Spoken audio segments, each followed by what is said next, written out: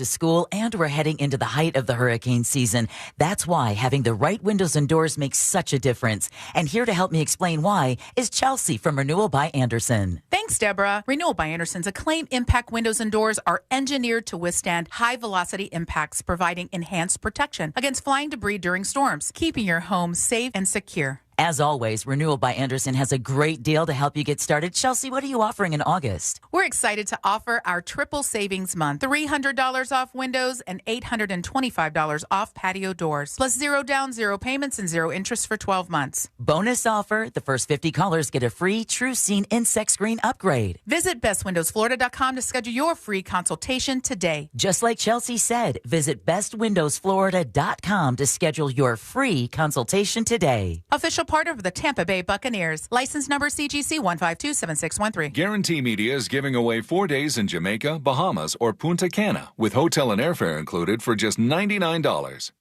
If you're one of the 50 listeners who can name a country without the letter A in its name, you'll be off to a vacation in the Caribbean.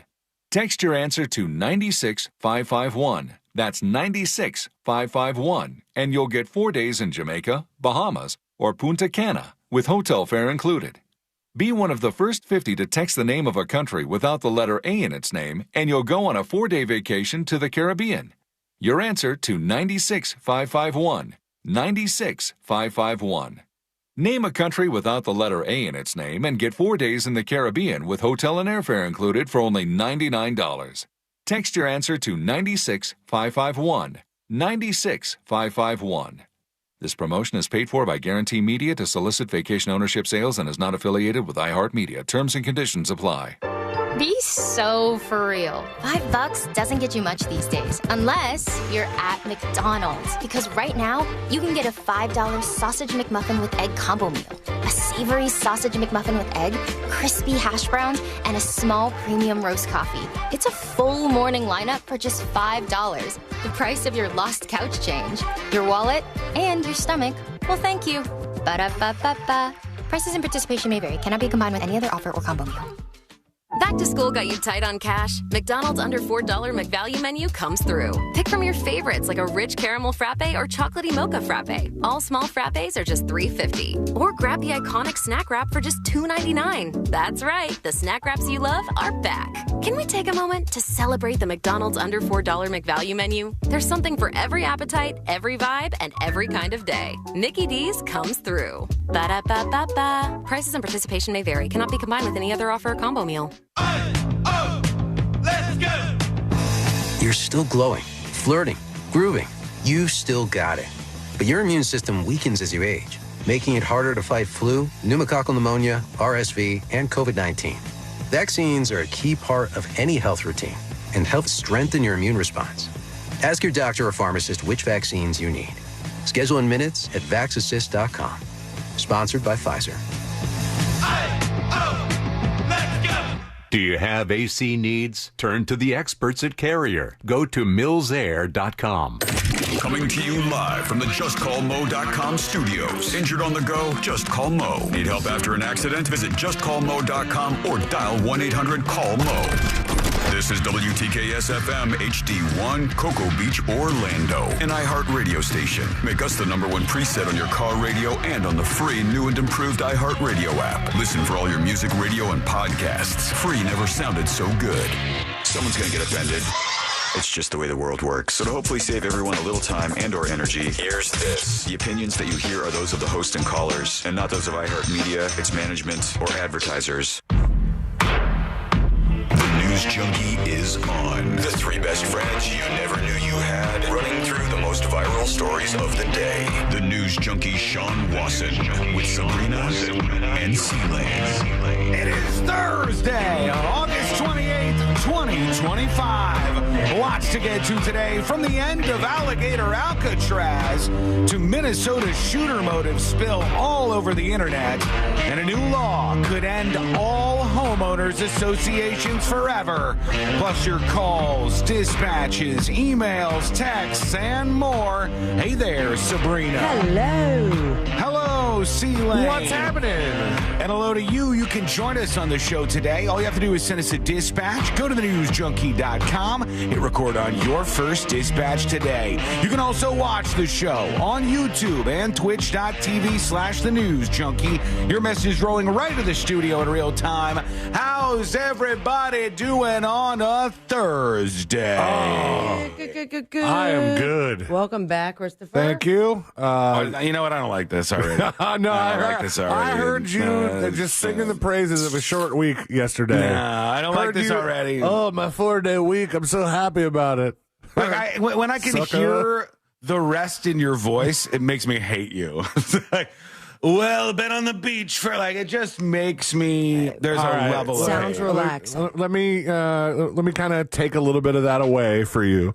We only were on the beach one day, and tell me Jackson robbed a bank or something, please. If he could have, he would have. There are like a handful of things that even though I like going to the beach.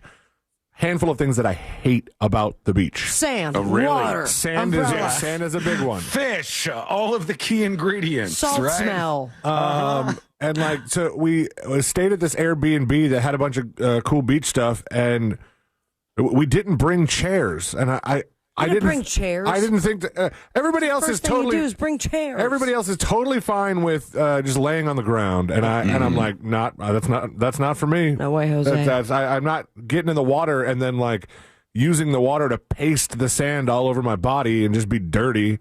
Hate that. So what happened with the chairs, Sitch? We just didn't have them.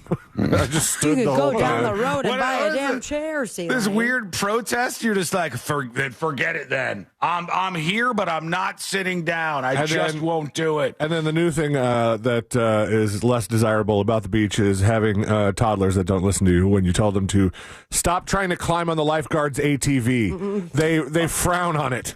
I know, but it's awesome because he's a kid. You could just pick him up and throw him in the ocean if you want. I think he doesn't. Yeah. He's not that good at swimming. That's part of the punishment. And by that, right? I mean he's not good at swimming at all.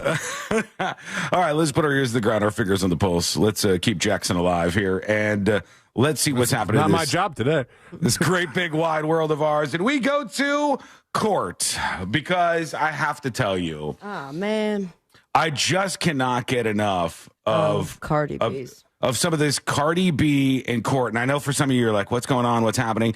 It doesn't really matter that much. Okay. It only matters a little bit. But the basic details are, I guess Cardi B had some woman who was trying to take a video of her and she didn't like it. And she scratched her allegedly with her nails. That's according to her. And this is a civil lawsuit, but the lawsuit being for $24 million. Yeah. And it's like that kind of petty little thing has escalated into cameras in the courtroom and 24-hour streaming of coverage. And the security guards, or the artist formerly known as the security guard, their attorney sucks. Oh yeah. So bad. Yeah, the person who's going after Cardi B, their attorney is weird as hell and keeps doing weird stuff. You'll hear. I just want to go through a little bit of this because it's been so fun to watch this, and I think the reason why is Cardi B wasn't built for a courtroom, and that's funny. It's funny, but she's treating it well. It's in her favor. I'll tell you that much. When the attorneys are going "Oh, where were you and what did you do at this time?" She doesn't obey all of these kind of courtroom rules, and she just kind of behaves her own way, which is so funny to me. So just a peek into that. Here we go. Tell us in your own words what you said. I said, bitch, get the out of my face. Why are you in my face? Why are you recording me? Ain't you supposed to be security? Tell it to her now. Go ahead. Huh? Say it again. Say objection, Your Honor. You want me to say it to her I want face? you to tell it. The guy goes, tell it to her now. He wants her to repeat what she said that day to the person who's suing her in the courtroom. I have never felt more related to Cardi B because I feel as if she is representing a lot of people who are not familiar with being in the witness stand. And secondly, all right, do you want me to say the thing? Okay, I'll do it. And then what the hell are you talking about when you ask that question? I also think that Cardi B in a courtroom is about out of place as this attorney is in the courtroom. Because the attorney is doing all these things where the other attorneys are like, dude, Objection. We're rich and famous people attorneys. What even are you, sir? I also think like they did ask her to say exactly what she said. Mm-hmm. But I think 20, 30 years ago, if you had somebody talking like this in a courtroom, there would be like Guilty. people clutching at straws. Oh, my stars. She said the B word and the effing word. I think you're right, yeah. Tell us in your own words what you said. I said, bitch, get the out of my face. Why are you in my face? Why are you recording me? Ain't you supposed to be security? Tell it to her now. Go ahead. Huh? Say it again. Say it. Say it again. You want me to say it to I her want face? you to tell it to her face what you said on that day so she can hear it for herself. Objection is sustained. Your Honor, can we have civility in the courthouse? The face that she's making is like, no. Your Honor, any chance we could calm this S down, please? The face she's making in reaction to this attorney is just like, what is even happening here right now? And if you wanted to scratch or cut her face with your right hand or your left hand, if you wanted to do it, you could have done it, correct? So But you're I not didn't. disabled. But right? I didn't because I had a baby inside me. How did she know? Time out. Let's slow down the pace just a little bit. Are you disabled? Yes or no? At that moment, when you're pregnant, I'm very disabled. You want me to tell you things I can't do? Fine. I love her. Were you disabled? And she's like, at that moment, I was very pregnant. I was very disabled. Do you want me to tell you all the things I couldn't do at the time? Correct. The back and forth I is kind of just want to so know the list of awkward. things she is thinking in her head right now. Pick up a phone or anything on the ground. She may just get into that. What was your months? 4 months? 3 months? 3 to 4 months. Fair enough? For what reason over your head? To protect your identity? It could be very. I don't really want people to recognize me. My hair not done. My makeup not done. I probably just woke up. Hey. She's rolling her eyes a lot. Is that how she speaks? She's laughed in the face of the not prosecutor at this point, right? It's civil. So yeah, it's just the attorney. The other attorney. Mm-hmm. I mean, some of this is such a circus, but I think that she has responded accordingly, including C-Lane. You're right. Rolling her eyes, laughing a lot. I don't understand what you're saying right now. Just wait till the wig stuff comes up.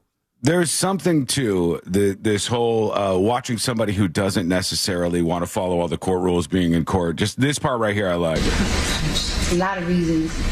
Very concerned. And why were you concerned? Because I'm pregnant and this girl's about to beat my ass. Hello? He said hello back. Hello. Hello. Hello. And then he says hello back to her. Because I'm pregnant and this girl's about to beat my ass. Hello? Hello. Hello. Hello. I'm here. So, you said she's bigger than you? Is that correct? Absolutely. How do you know that? Look at her. I mean, look. I'm looking. I don't agree with that. What is your basis? Are you saying she's physically bigger? She's taller? I mean, you have her medical records, right? I don't have anything. I'm asking you the question. I mean, I was 130 pounds at that time. So she's overweight, right? In your opinion. Objection, no. She's just sitting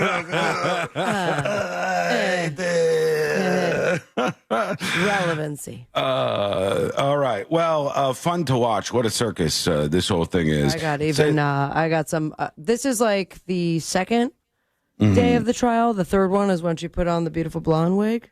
Yeah. And even what? Go ahead.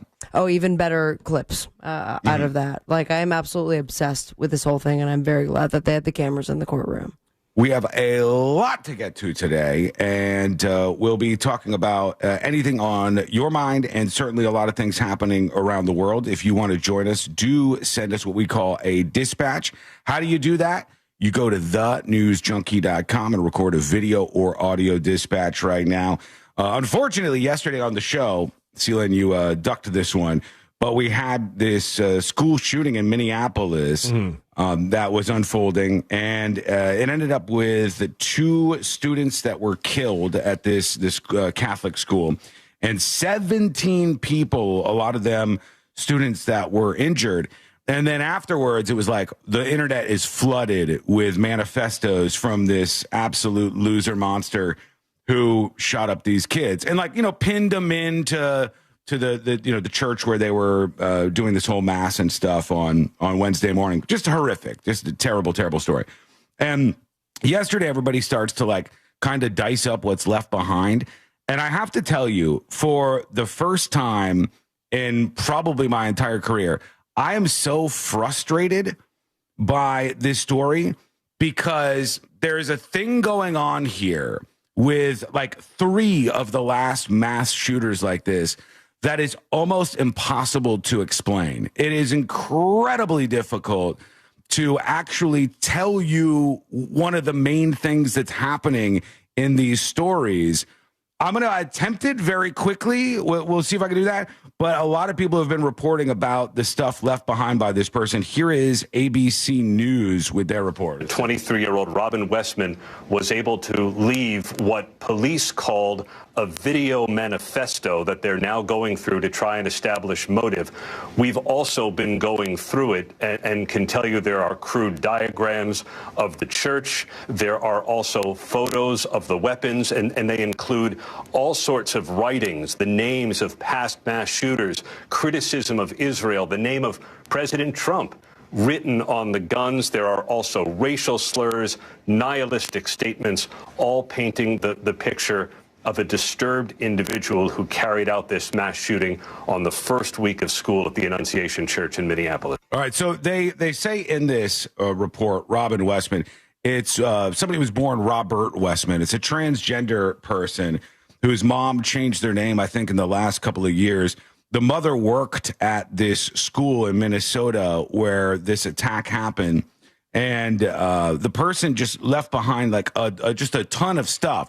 But as with 2 other shooters, there's something really crazy going on here that most people are not going to understand. You'll say, how is this person a transgender, anti-Israel, Nazi, on and on, racist, on and on with this long thing, because there's so many different things you can read into if you want to.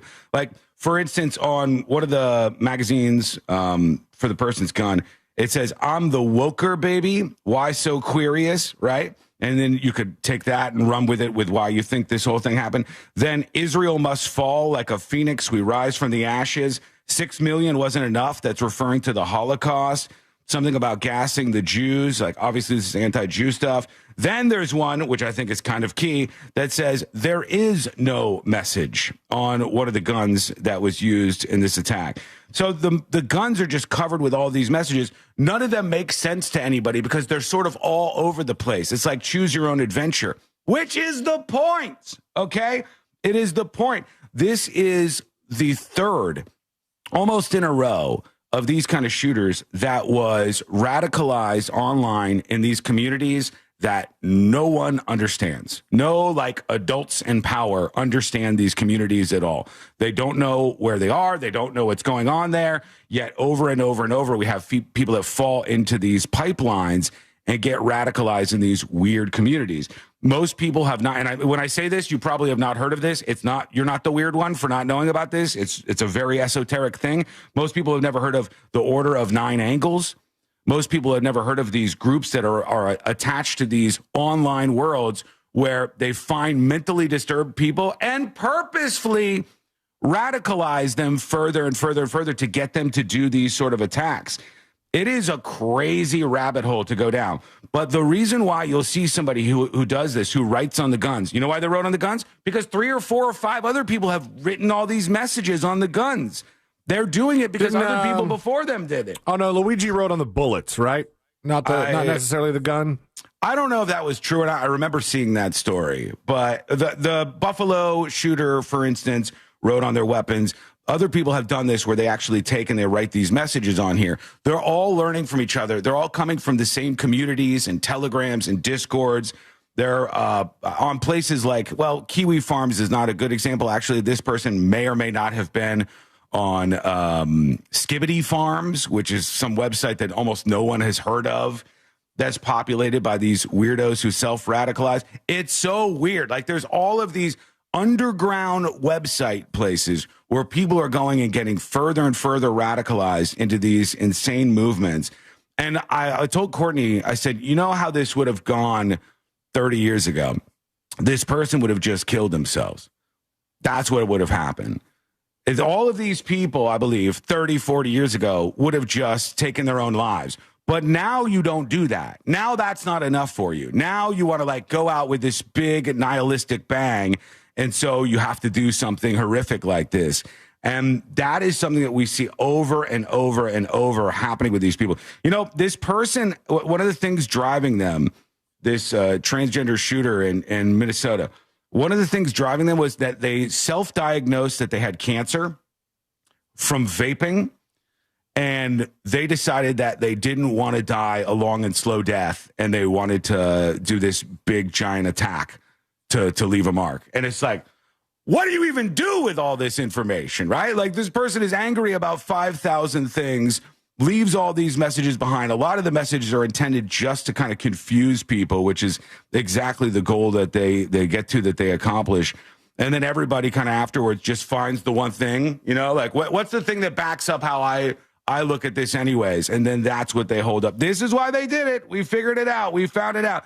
Everybody gets political over it, and everybody loses sight of the key thing. Once again, we have an attack here. 2 children killed, like little kids killed at this school in Minnesota. 17 people injured. So there's a lot of people talking about that today. We'll see what you think about it. Send your emails over, tips@thenewsjunkie.com, or dispatches. Record those at thenewsjunkie.com. All right, we're going to get to some of those when we come back. I also have a bunch of other directions to head in. One of them has to be with something that happened on the football field. I cannot wait to share this with you. This was like, I definitely wanted this to open the show, maybe should have, but I want to play this for everybody because it's a fun time and it'll be a good distraction today. That is coming up next on the News Junkie. Real Radio is on Instagram at Real Radio 1041. Sponsored by the law offices of Anajar and Levine Accident Attorneys. Call the law offices of Anajar and Levine at 1-800-747-FREE. That's 1-800-747-3733. There's a crash blocking the right lane on Summerlin Boulevard northbound at Old Cheney Highway. Move over and slow down if you see police activity or emergency vehicles on the roadways. There on I-4, you're going to run into some familiar delays eastbound between Osceola Parkway and State Road 535. There's no surprises really affecting your commute on the major roadways. But if you do see traffic troubles, call the Valvoline Instant Oil Change traffic tip line at 866-676-8477. From the Traffic Center, I'm James Birmingham. This report is sponsored by Rasmussen University. At Rasmussen University, we offer a full suite of nursing programs from pre-licensure. Hello! To a guys' night out at Hammer and Nails. There's a limited amount of slots, so if you want to join me, we're going to pick a hand. YouTube, welcome back! Welcome back to Mega Chat. We're going to get some pedicures, have some drinks. It's a guys' night out with me at Hammer and Nails, and I'm inviting you. So email me, CLANE@realradio.fm. Dan says, which community needs to be restricted from guns? White males? I think we're Yikes, Dan. around 7 o'clock, and just we're gonna have some fun. You can see what the Hammer and Nails experience is like. You can see Not respecting pronouns, Dan. oversized leather thrones, big screen TVs, noise canceling. Okay. And most importantly, a fully stocked bar. Cameraman, are you with me? Give you some haircuts, and they're going to treat you right. There we go. They pamper you. That's where you. Hello, everybody. Hey, how are you? When it comes to men's grooming, they don't cut corners. They redefine. Welcome back to Super Chat, YouTube. Join me. I missed you. I missed you. And you can find them online at hammerandnailsgrooming.com. This doesn't have a thing to do with a name change. Dude was mentally ill. Yeah, they're all mentally ill. Anybody who conducts a mass shooting is mentally ill. They're all mentally ill.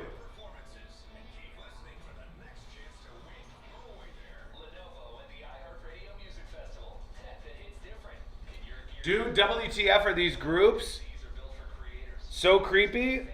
Yeah, I mean, if you see, there's about 3 or 4 of the last mass shooters in the last couple of years. The 3 or 4 of the last big mass shooters were influenced by this group called Order of 9 Angles. And it's an insanely bizarre rabbit hole to go down, but it is actually a real thing. It's a very hard to understand, cobbled together ideology that doesn't make sense to most people who don't go online all the time and hang out in these communities. but a mass shooter seemingly comes from these areas, and they all copy each other. And we're going to get into that a little bit later on during the show, and I think we might be able to sort some things out and have a good conversation about that a little later, but I want to have some fun first. I think we should have some fun.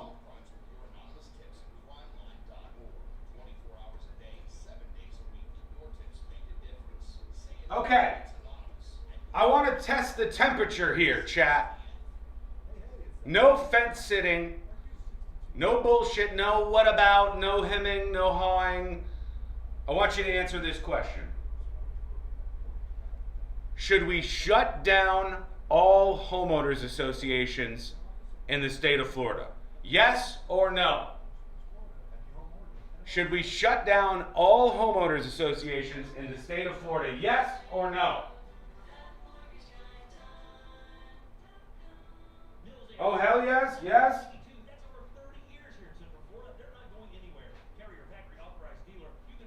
I ask this because this is a serious proposition, okay? 2 minutes and we're coming back. Yes, we got a no way. One of my customers just moved out of Baldwin Park because of their HOA. Big Doug Millionaire Dissent says no. Some people don't want to live next to Purple House Guy. Mostly yeses, some nos. There is an actual proposal that would obliterate, completely explode and blow up every HOA, every homeowners association in the state of Florida. And I want to talk about whether or not this would be good or bad or what we should do about this. It's a really interesting proposition that we'll talk about in a second. I pay $400 a month for HOA and they do nothing. Woo! That feels forced. You know what I mean? That feels like a level of forced commerce that I'm not comfortable with at all. But I want to get into this. Let's talk about this story. I want to get all of your opinions on this. We got a lot of yeses. Let's do it.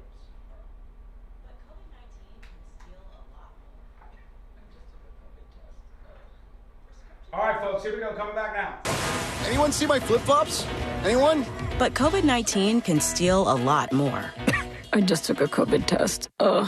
Prescription medications for COVID exist. If you test positive this summer, ask your doctor if they're right for you. Visit PfizerForAll.com/COVID-19 to learn more. Sponsored by Pfizer. Why are TSA rules so confusing? You got a hoodie on, take it off! I'm Manny. I'm Noah. This is Devin. And we're best friends and journalists with a new podcast called No Such Thing, where we get to the bottom of questions like that.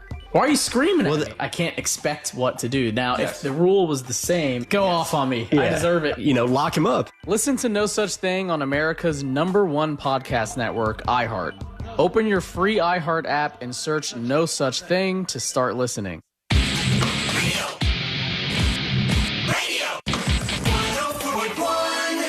They're best friends, unless they're fighting. Are they fighting? It's the news.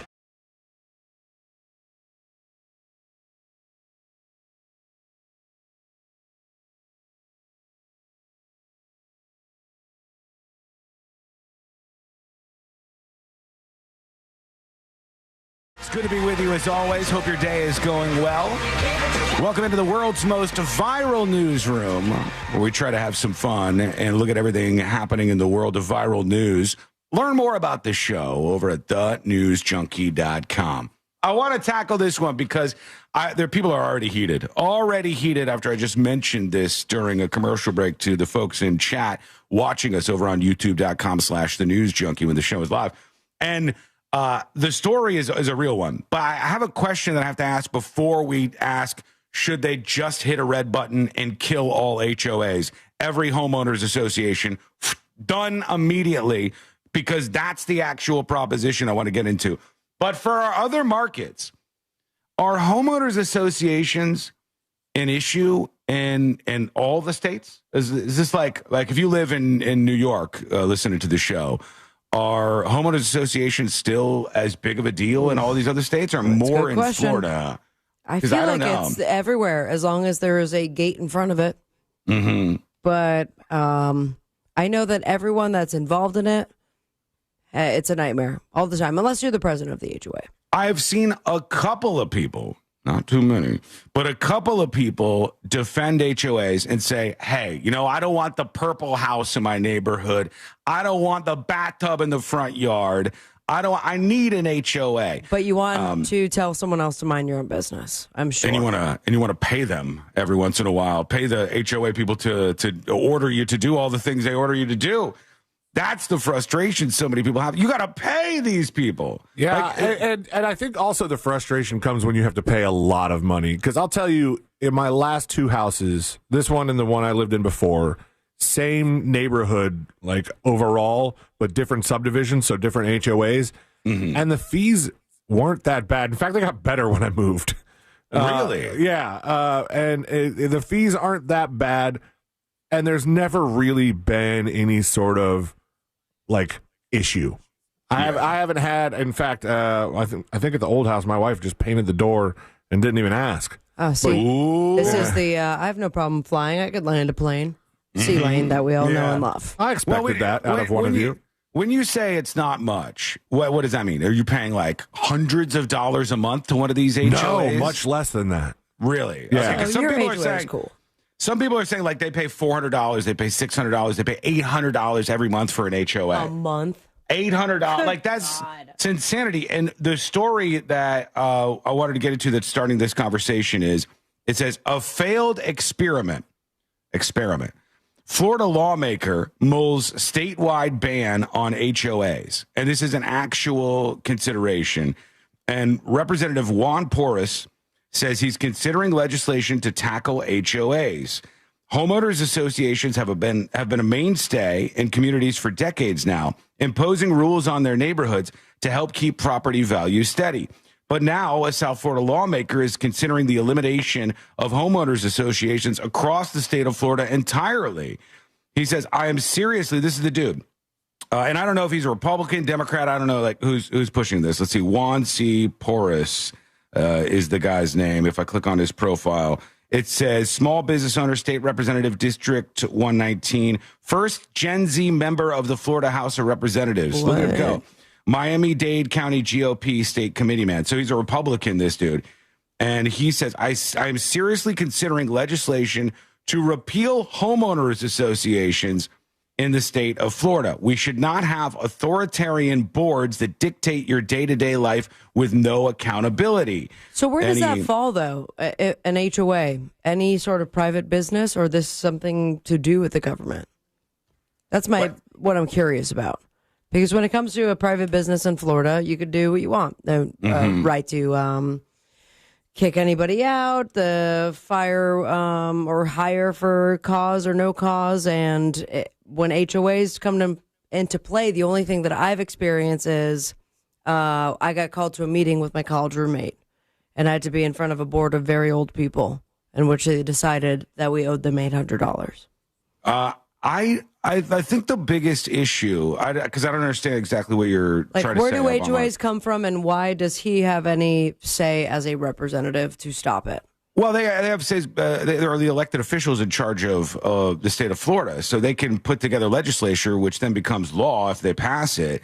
And if they say you can't have HOAs that are binding agreements where you move into a community and you're forced to pay and abide by the rules of a governing board that is not the state of Florida, that's where they have the authority. They could stomp down the authority because they're much higher up in the food chain there. But the problem with HOAs, I think, is you don't have a choice. You can't go into the neighborhood. And I hear a lot of people complaining about one locally. And hold on, before you jump all over me, I don't know. I'm only saying this from things that I've seen.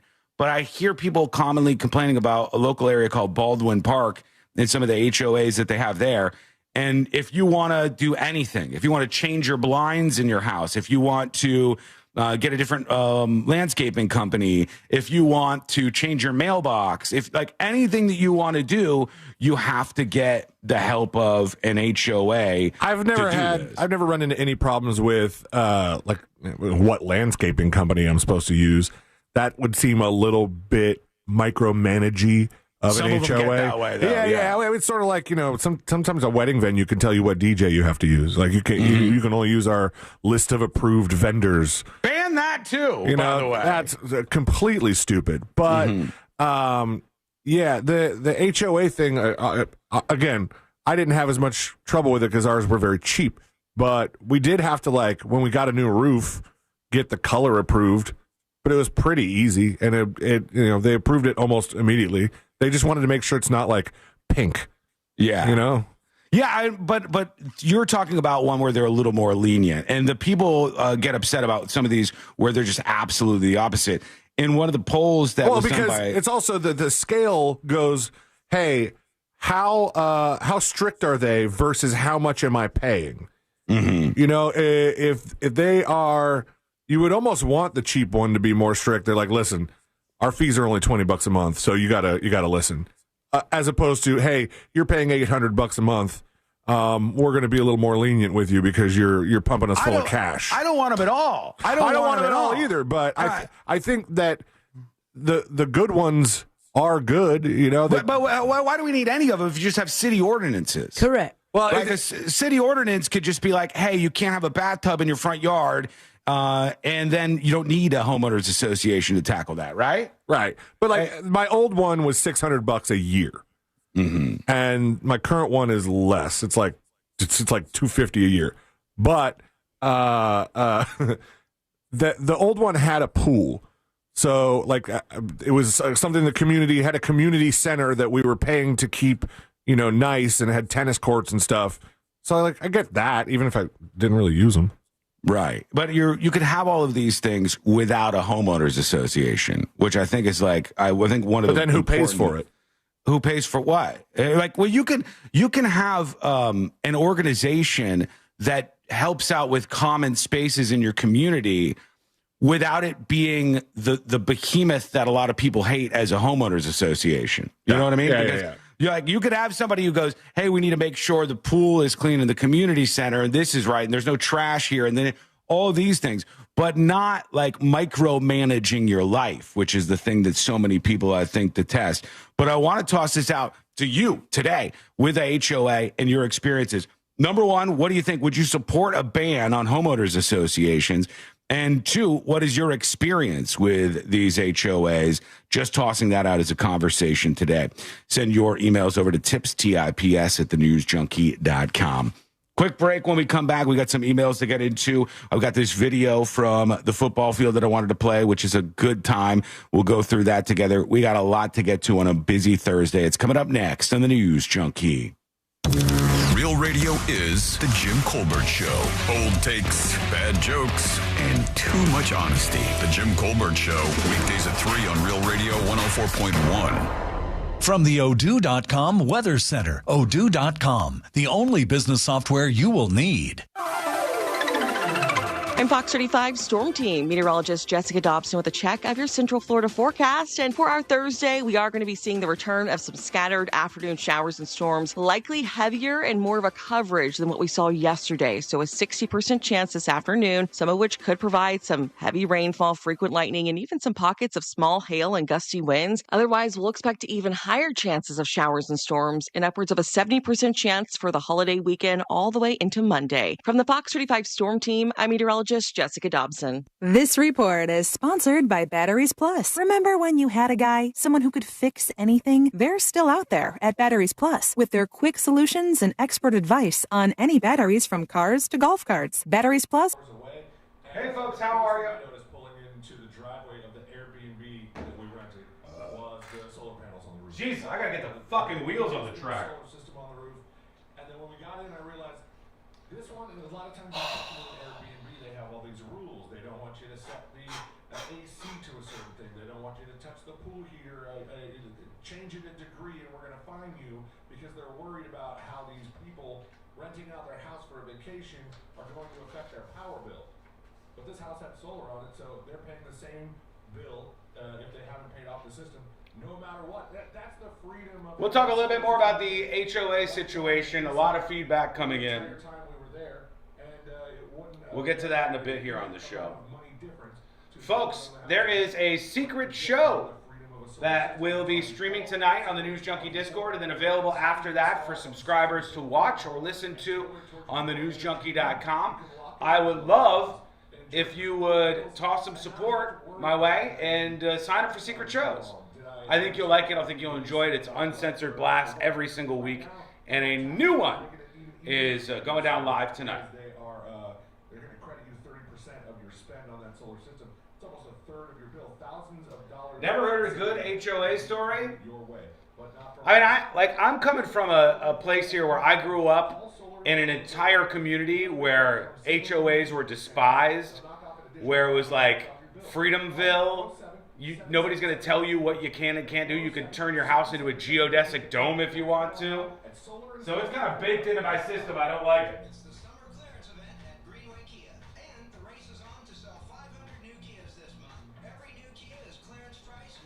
Can we get an encore of Little Teapot? No. Firm no. Firm no.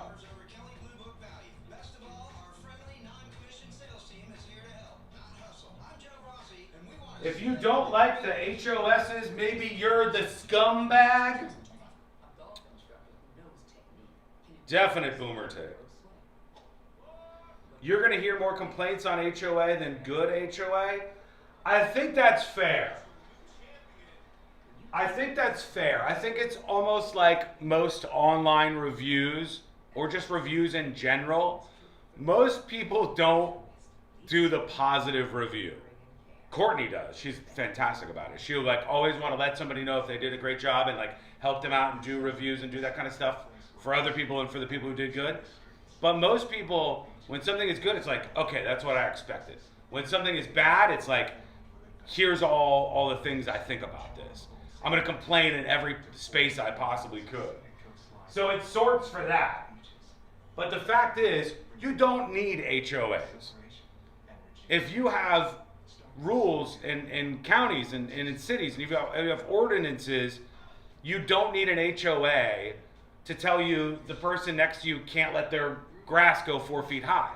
You know what I'm saying? You don't need a mini government on top of your local government and your state government and your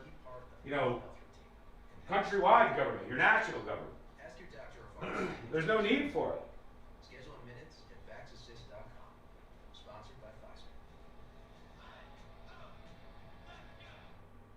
Our neighborhood off Gatlin has been great. No HOA, but we have a lot of new homeowners move in, so I get nervous it's going to go to hell. Every new person that moves in, you got to be like, who are they? And I got to tell you, it ain't a money thing.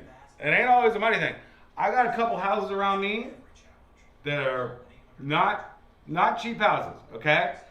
And just losers somehow get the money to buy them and just let them go to hell. There's a couple $1 million houses around me where people just let them go. I will never understand that. That makes me wish there was somebody a little more on top of him. Squeaks, jerks, and rattles? Your garage doors cry. All right, we're coming back. For just $49, they'll tune up and shut down the noise. Trust Everdoor for smooth service. Book at everdoor.com.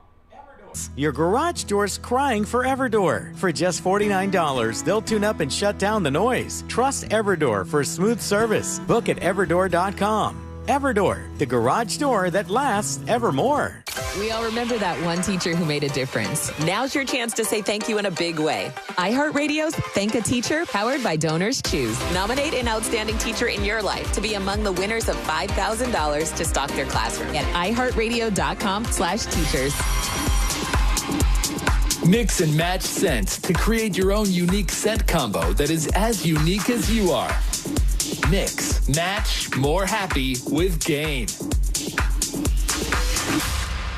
This earful of Real Radio is sponsored by Rebath.com.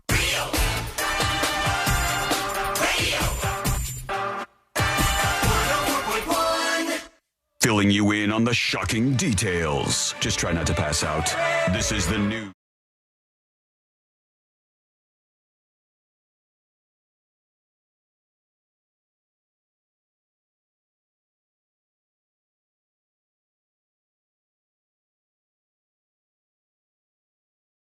is the world's most viral newsroom, and you can learn more about the show, the radio show, live stream, and podcasts all in one. And subscribe to the podcast for free over at thenewsjunkie.com.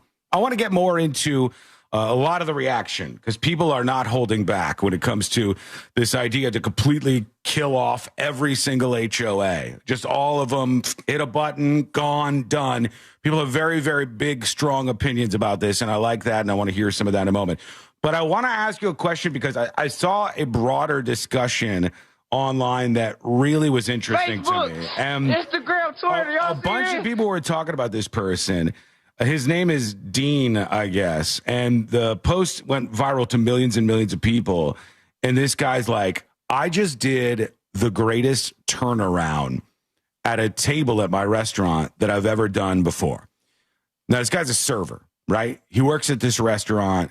He's in the business of getting tips. And he said that this woman at this like 30-person table got incensed with him, got angry. That's what that means. Got very angry at him. This woman goes, why is there gratuity added on the bill? And the guy goes, oh, I'm so sorry, ma'am. That is not my decision. It is the policy of our restaurant that when we have groups over a certain size, that gratuity is included.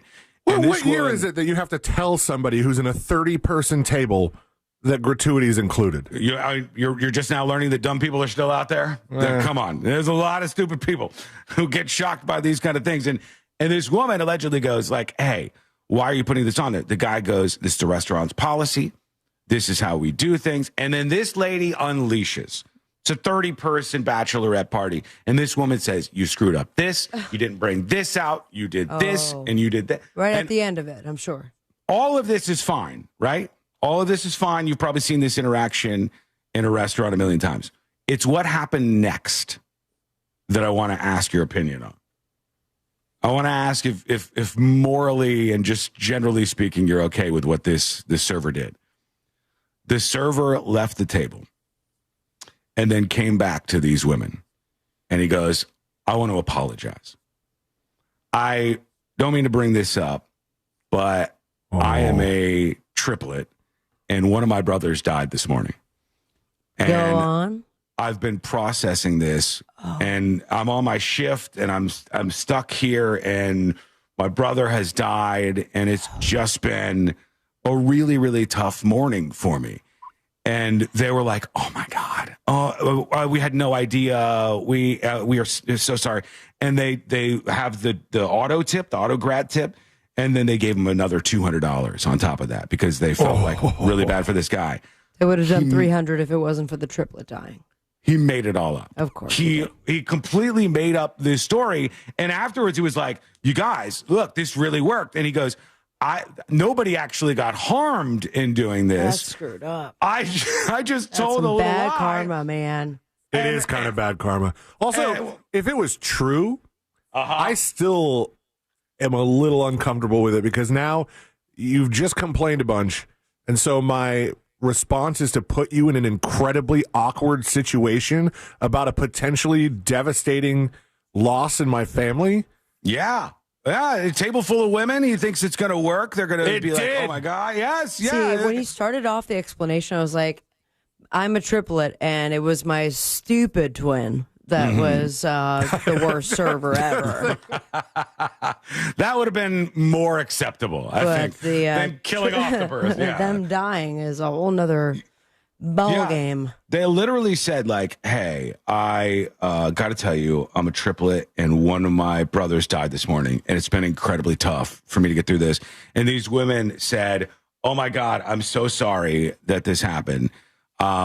We apologize for complaining at all. And then the guy's like, that's how you do it. That's a pro tip, man. Just drop this on them and you'll make a whole bunch more money on your table. You could only do it so many times, though. When you become a regular.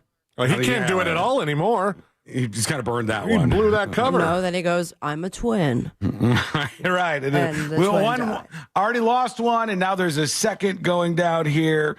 A lot of you people are saying terrible human being, going to get karma for lying.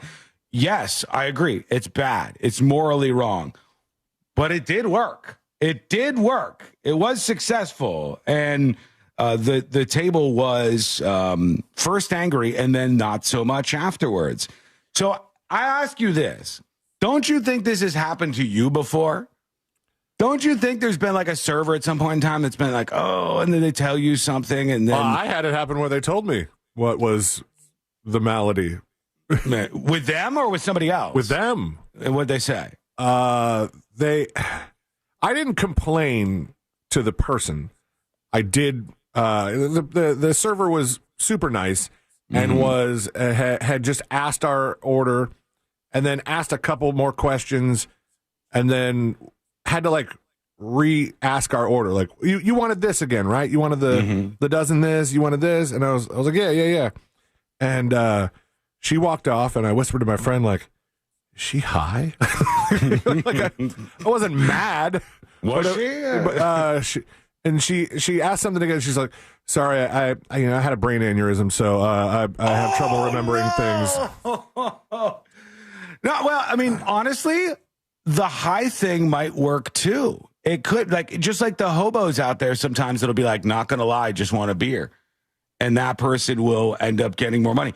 It's just about whether or not you're comfortable being a terrible person, because that's what it actually is. That's what's happening here. But I guarantee it's happening. Like we have this thing. I always hate this. This is what happens to me and Courtney all the time. Somebody will be at a restaurant and we're sitting there and they come up once. They're like, hey, thanks for coming in. What can I get you?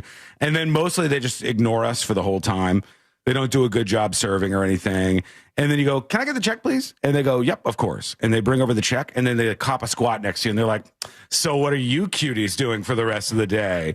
By the way, love that shirt. And you're like, you are so obviously lying to me and buttering me up because now it's tip time. Why now? Why didn't you butter me up with service?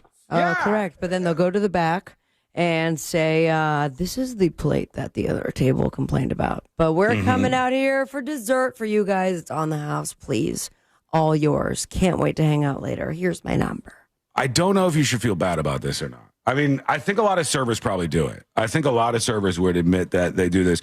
BDMX Con says, it's being a thief with more steps, which is true. It's kind of, it's semi-accurate. It is a lie. It is it's definitely being dishonest, but it happens more than you would think. I wonder if it could constitute fraud. Like, I'm going to put this on the Moses list because you are telling That's a stretch, though, for a $20 bill, right? It's a stretch, but you're telling a lie to part somebody with their money. Yeah, but I can lie to you. And I could not give you the money. TV psychics get away with that all the time. Yeah, lying is that's tough. Lying is not in general illegal, right? Like, I could tell you a whole fake backstory and then you could catch me, but you're saying the lie is used to manipulate you into paying the money. I don't know. It's good. Put that on the list for Mo. We'll ask him to see what Mo says about this. We want to get to you. You've got a lot of thoughts, a lot of dispatches and emails that are coming in. And you could also tell us about your HOA situation with the idea to completely annihilate every single homeowners association out there. Would that be a net positive or a net negative for everybody? Lots of people with some thoughts, including this one. Here's Lethal Sugar to tips@thenewsjunkie.com. I pay $1,200 a year for my HOA. There's no community amenities, only a security gate. I'd be happy if HOAs went away and we just used them only for shared buildings like condos. And if there was a public pool or other amenities, then charge a membership fee for the upkeep. But paying for them to dictate to me when to mow or paint my house can pound sand, says Lethal Sugar.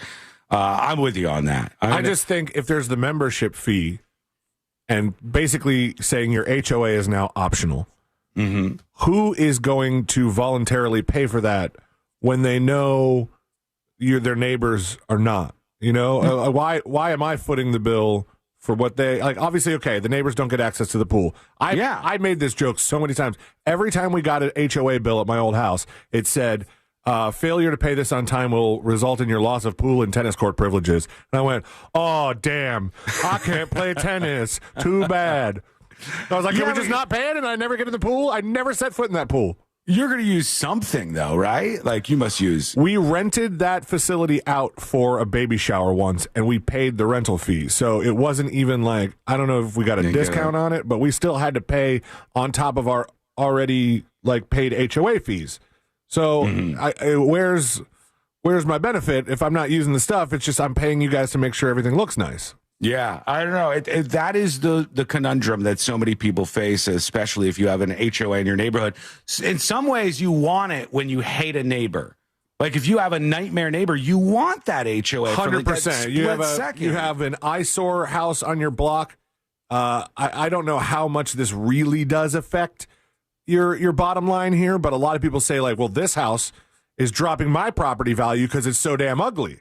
And nobody wants to live next to the pink roof house. I think more so people would really like to have some really serious restrictions against their HOAs. Like let's allow them to do certain things to help keep the community nice and keep all the shared areas nice, but not let's let restrict them overstep their power here. Yeah, and that's what most people have a problem with. Nobody is complaining about the HOA that did a good job with the grass upkeep in the neighborhood. Yeah, you can't have 4 doors without cars or cars without doors in the front lawn. You know what I'm saying? Either or, sure, yeah. That, like, down where my parents' house is and where I grew up, there's 0 HOA. There's actually, it's unincorporated Dade. Really? And the amount of trucks and cars and things that were supposed to be fixed up for decades that were in the neighbor's yard was parked in the grass. Hinged. We had that too in the acreage where I grew up, just outside of Royal Palm Beach in Florida.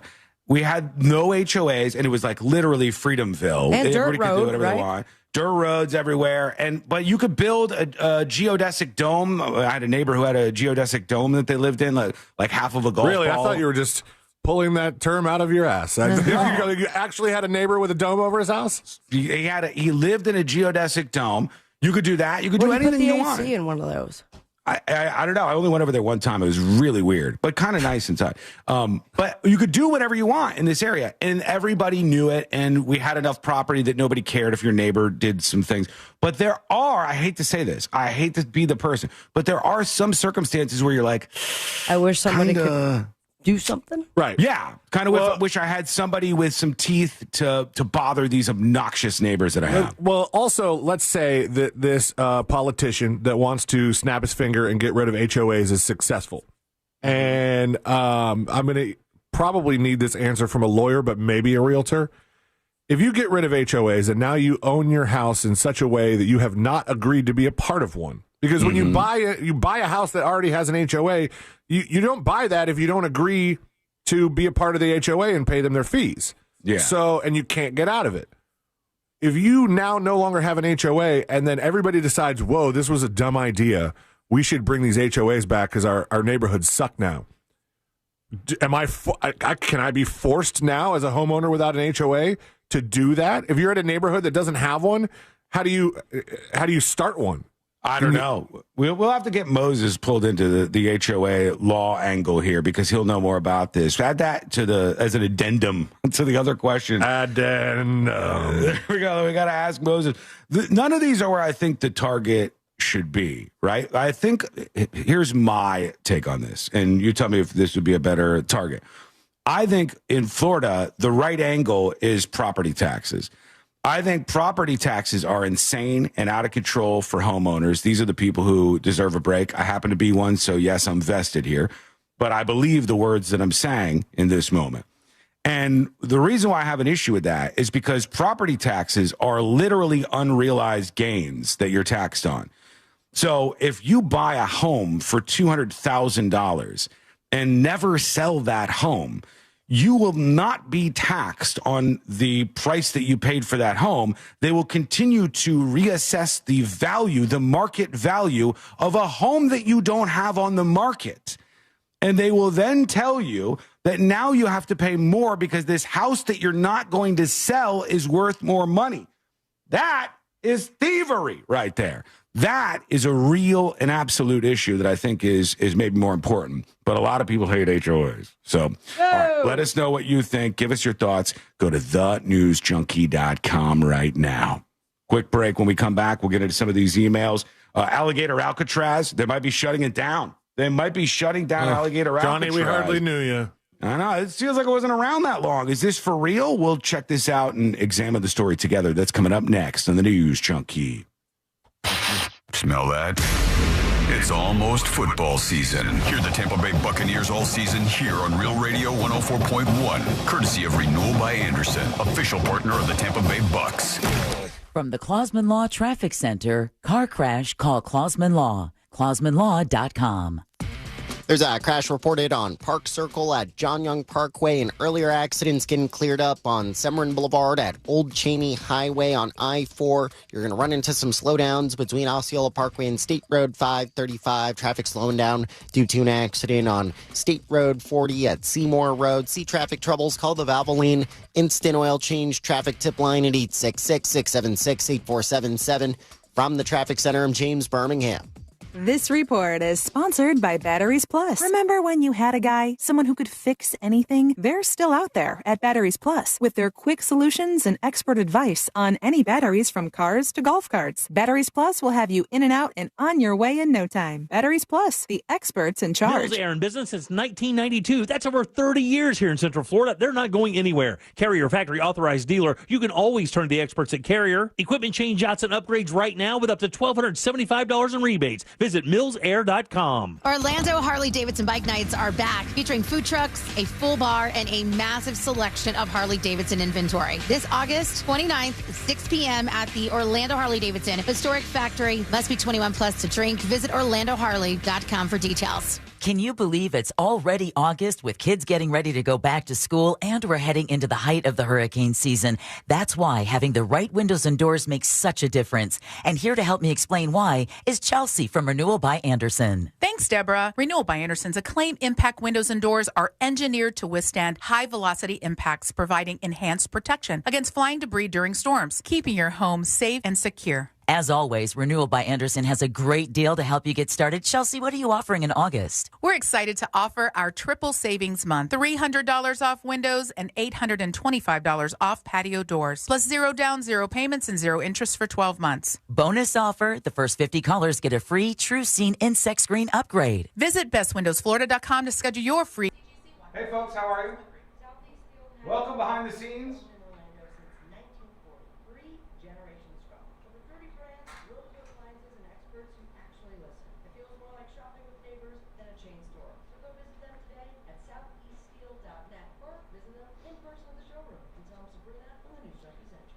All right, people. Wait, hello? What happened? Cameraman! Christ on a cracker. Today is a disaster.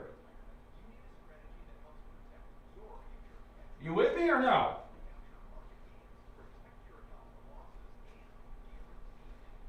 You son of a bitch.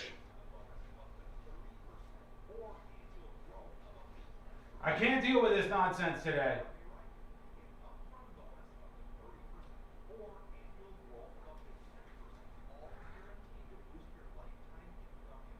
We're coming back in 2 minutes, folks.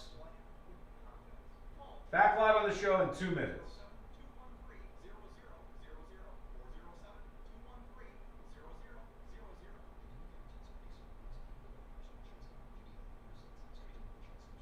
All right, let me see. Is it working or no? Hello? Bro! Hang tight.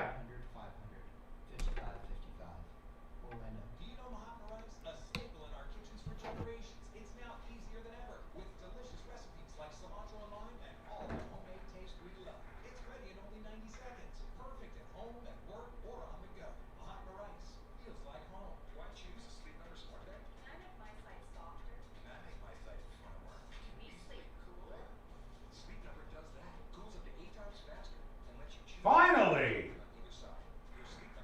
90 seconds and we're back. Cameraman had to go to an HOA meeting? Maybe.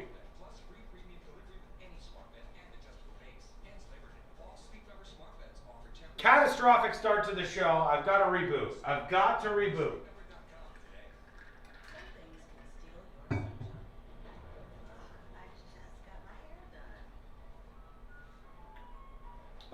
property tax and HOA simultaneously, like, I understand there is a need for some level of property taxation and even potentially perpetual property taxation.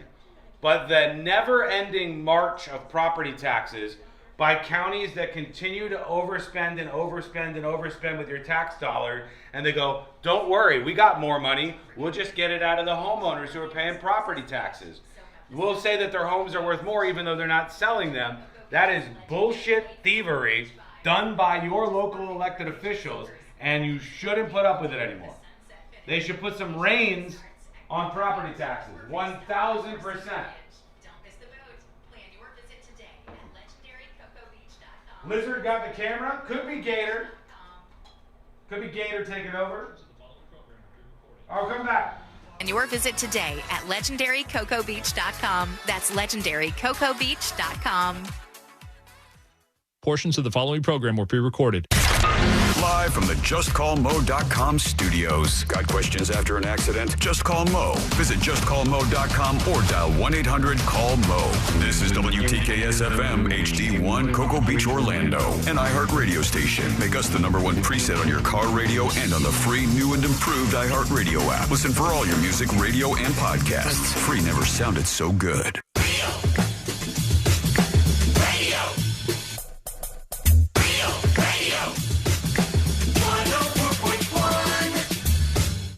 The game of magnets, taking over the world one terrible person at a time.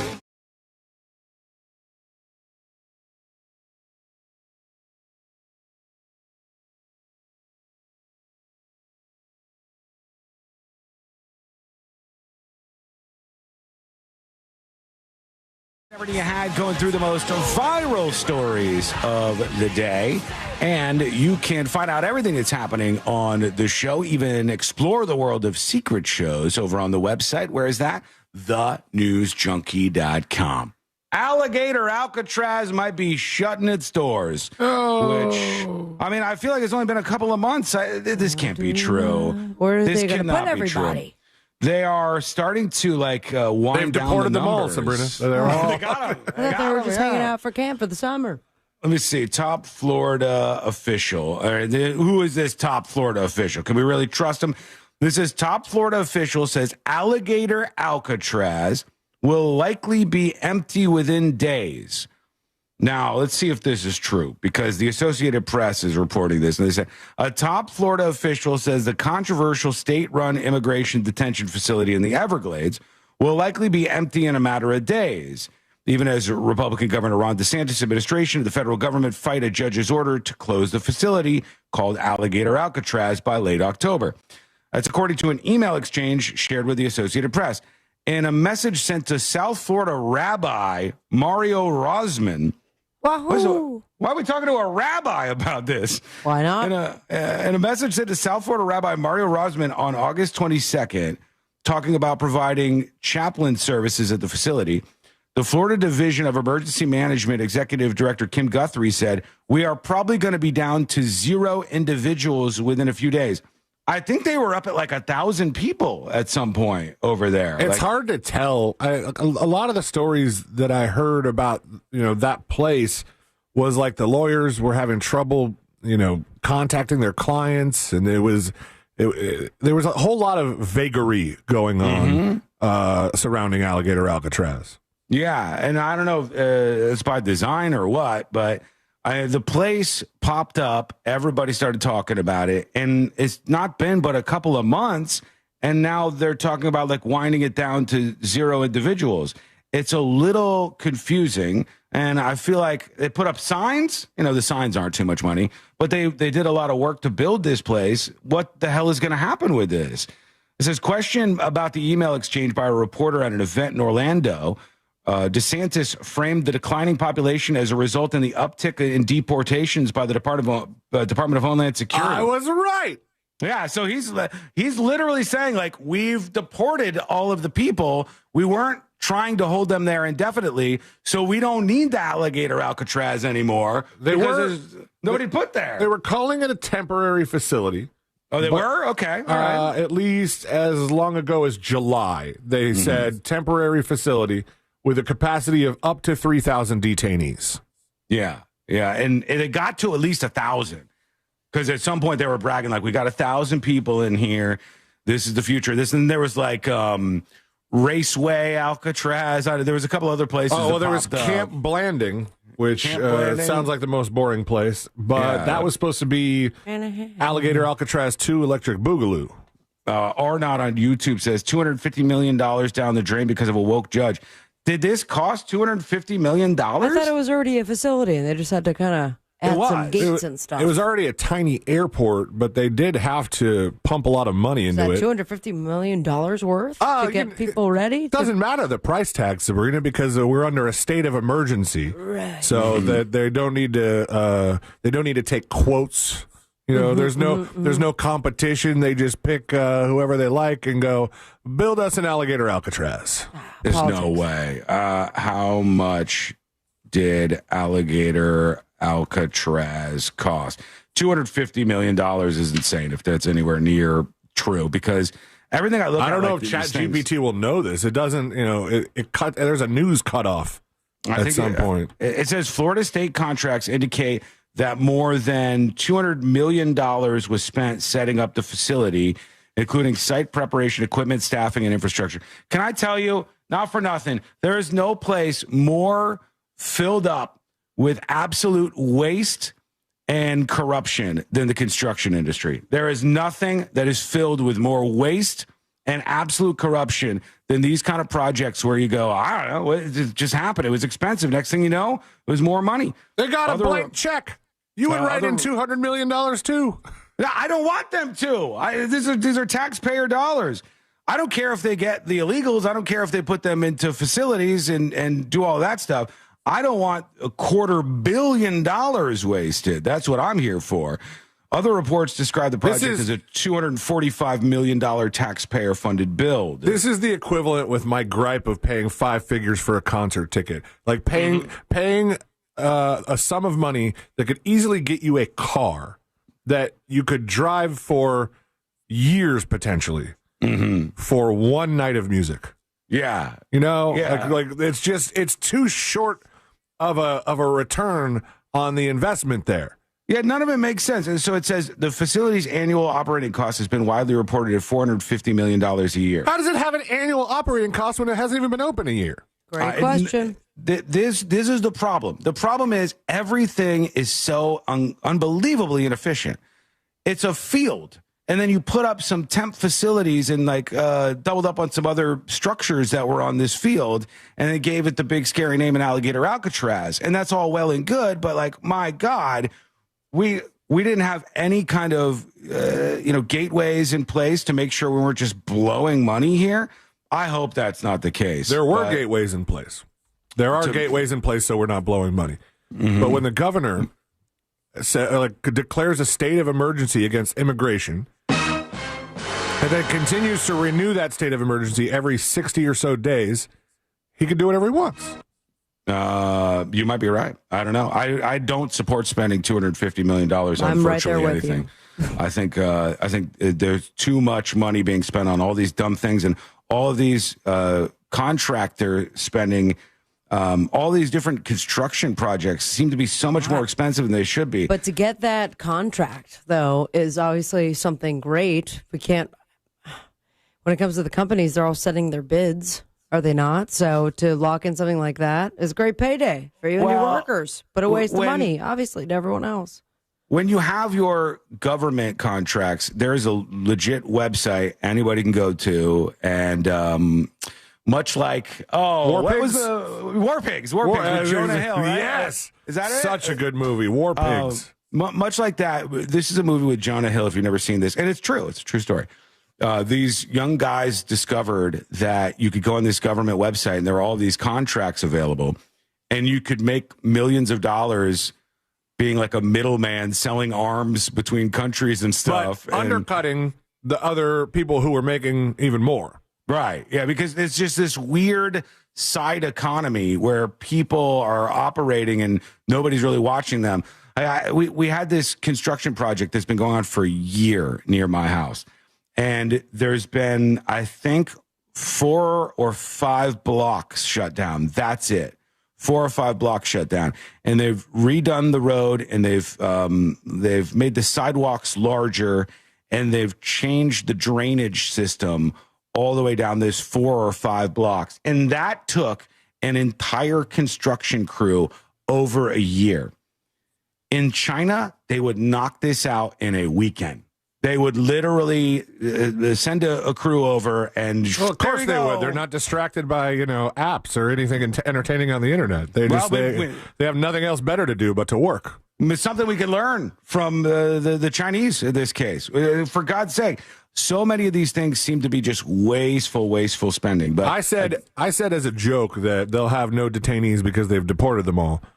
But you said that that's what DeSantis was essentially saying. It's like basically, yeah. Right. No, so that means at the end, I don't. Hold on, I don't want to screw this up. Okay. He said, Governor DeSantis said, the reason for this was because they've been. Oh Jesus! I just war lost dogs. It. We got it wrong. It's war dogs. Is it okay? Go ahead with what you were saying. I'll look for this. Oh, yeah. DeSantis framed the declining population as the result of an uptick in deportations. Right. That's what it said. Which means at the end of the day, they'll go, this was a success. This was a $250 million success. Like when the rockets explode after they try to launch them into space. I don't know, man. Lesson learned. Seems kind of crazy to me, but I'd like to know what you think about this. Send us a dispatch. Go to thenewsjunkie.com. Real quick, tips at thenewsjunkie.com. A couple of emails coming in. Roy comments on something I said yesterday about high schools. And I was talking about how this school that was in the news said they removed the main entrance doors to the restrooms at their school because the kids were congregating in there. They were vaping. They were doing things that they should not do.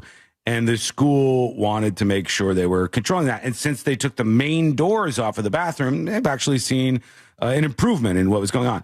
And I said, one of the things that we see at these schools is each year, the student body for the next grade comes in and they just get all of the things. Like you just automatically get all the things. And I said, they should have to work to earn access to things, to earn any of the special things that you might get and privileges you might get at a school. And in this case, Roy disagrees. He says, this is the most old-ass man take I've ever heard. Want to cripple schools that don't have enough funding already? Let's constantly remove and replace amenities as classes earn them. How does it work when seniors have earned things and freshmen haven't? They're in the same school.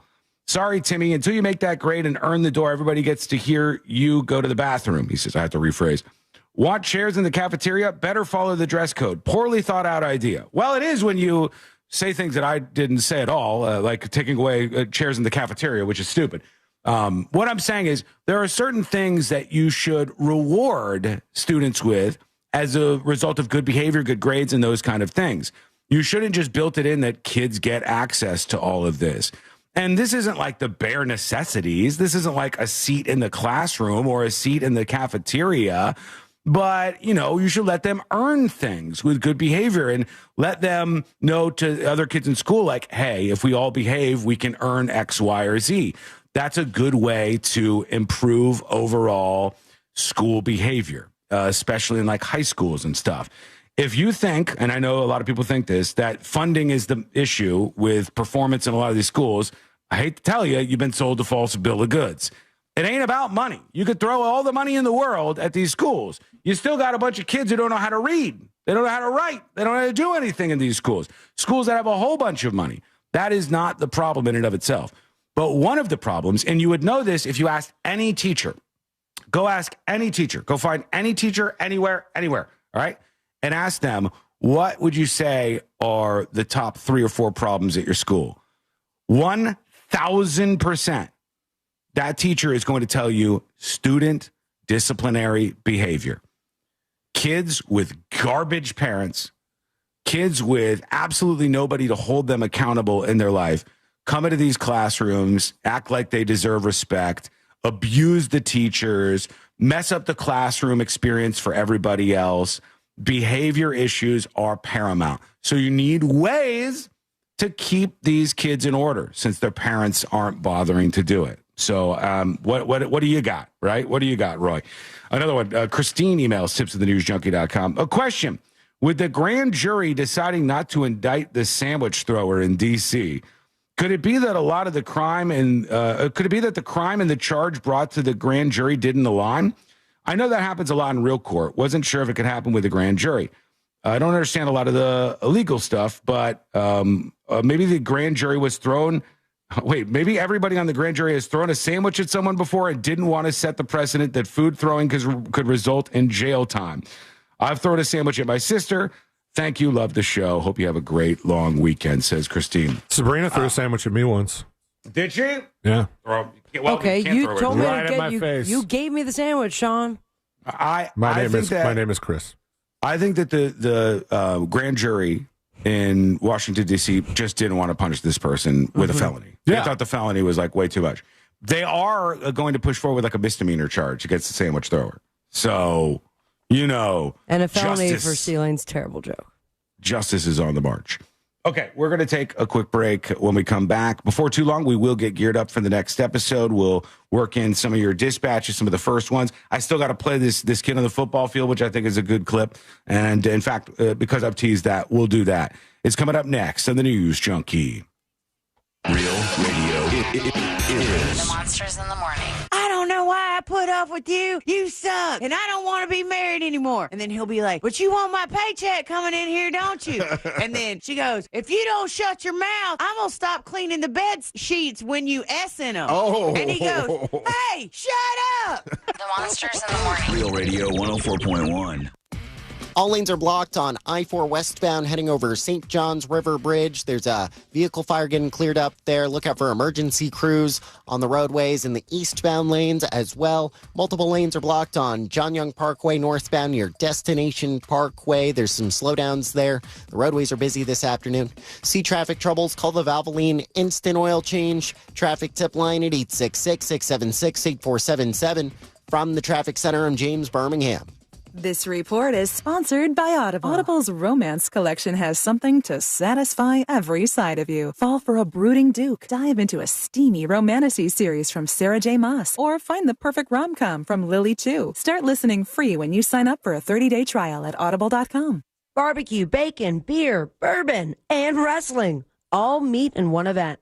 Pitmasters and Pourers returns to the city of Mount Dora Saturday, September 13th, featuring live music from Naomi Bradshaw and the Dot-Coms. Also featuring the music of Savannah Savino. Plus, live wrestling featuring Amber Nova and Angelique from the Monsters in the Morning versus Teal Piper and mystery partner. Plus, college football on the big screen, barbecue grilling contest, cigar lounge, and more. It all starts at 3 p.m. Saturday, August 13th at Elizabeth Evans Park in beautiful Mount Dora. Pitmasters and Pourers, where the ultimate barbecue meets bacon, beer, and smooth bourbon. With live music and wrestling. Get tickets now at realradio.fm/events. Sunnyside Air Conditioning, now using AI.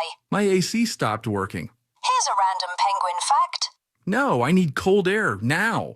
Penguins mate for life. I should have called Frank Gay. Would you like to mate for life? I'm calling Frank Gay. When your home's air conditioning breaks down, you can count on our repairs to work for you for the long haul. That's the Frank Gay way. That's the Frank Gay way. FrankGayServices.com. Want a big green egg? For the lowest price anywhere, go to Wassie's Meat Market. They'll deliver and set up your big green egg so that you'll be cooking before they leave. Follow Wassie's Meat Market on Instagram or go to the website, wassiesmeatmarket.com for your big green egg today. Hey, it's that mortgage guy, Don. Are you 62 or older and wondering if a reverse mortgage can help you access the equity in your home? It's so easy to get a free reverse mortgage quote with that mortgage guy, Don. Just fill out the online questionnaire at thatmortgageguyDon.com, or you can make an office appointment to meet in person at 1401 Town Plaza Court, Winter Springs, Florida. Happy Home Mortgage. NMLS ID 2418348. Don't miss the boat. Compare your quote with that mortgage guy, Don.com. At Rental World, we've proudly served Osceola County since 1971 with top quality equipment, competitive prices, and unbeatable service. From mini excavators and stump grinders to pressure washers and dump trailers, we've got what you need to get the job done right. Need it after work? Ask about our half-day and weekend specials. As a Steel Elite dealer, we carry... Hey, folks.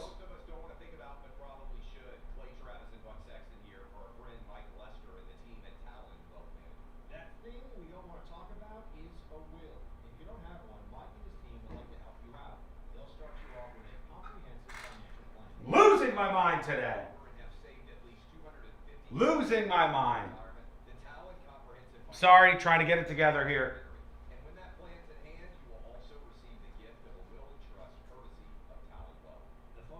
Okay.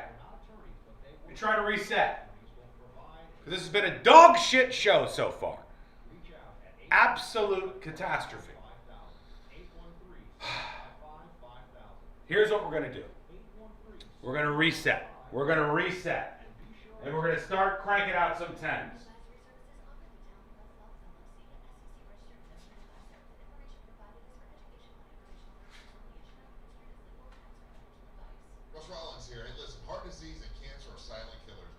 You're doing fine, relax. Kimberly, thank you for your kind words, but you are wrong.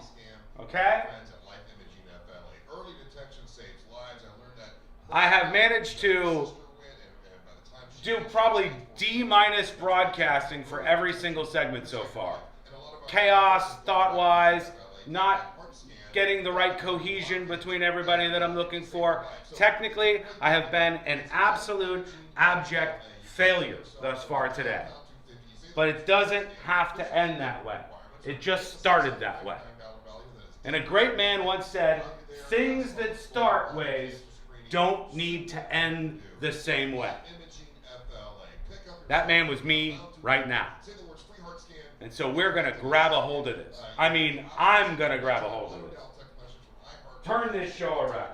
Do it, man. It's Life Imaging FLA. You're still glowing, flirting, grooving. You still got it. But your immune system weakens as you age, making it harder. Just tell everybody a twin died and no one will care how bad the show is. Man, if I brought in a twin at this point, that would be the greatest switcheroo ever. If I had a twin and I was orchestrating that the whole time and you guys didn't know about it, you'd have to admit that'd be a pretty good one. Bring them in.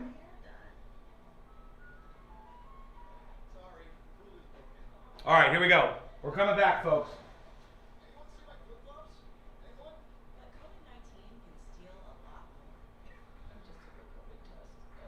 Sean, looks like you're gaining some pounds. Thank you. Thank you. I appreciate that. Hey, it's very nice of you.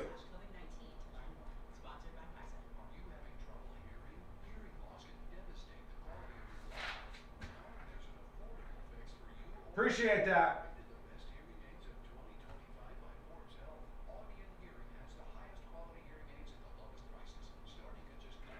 Sean, do you have a favorite sponsor spot that you laugh at every time? I like the one that sounds like the F word when they're talking about cruising. I like that one. And my old $5,000 hearing aid. I could not believe how my hearing and life changed. Join over 1 million happy customers by going to audionhearing.com. That's AUDIEN hearing.com. Football is back. And the season lives on iHeartRadio. Whether it's fantasy advice or venting with your favorite host over that blown call, iHeartRadio brings you all of it. From the official NFL Podcast Network. Welcome to NFL Daily. To local stations that bring you the games live. This is 24/7 coverage of everything you love about football. And it all starts now. Just open the iHeartRadio app and search NFL to dive in.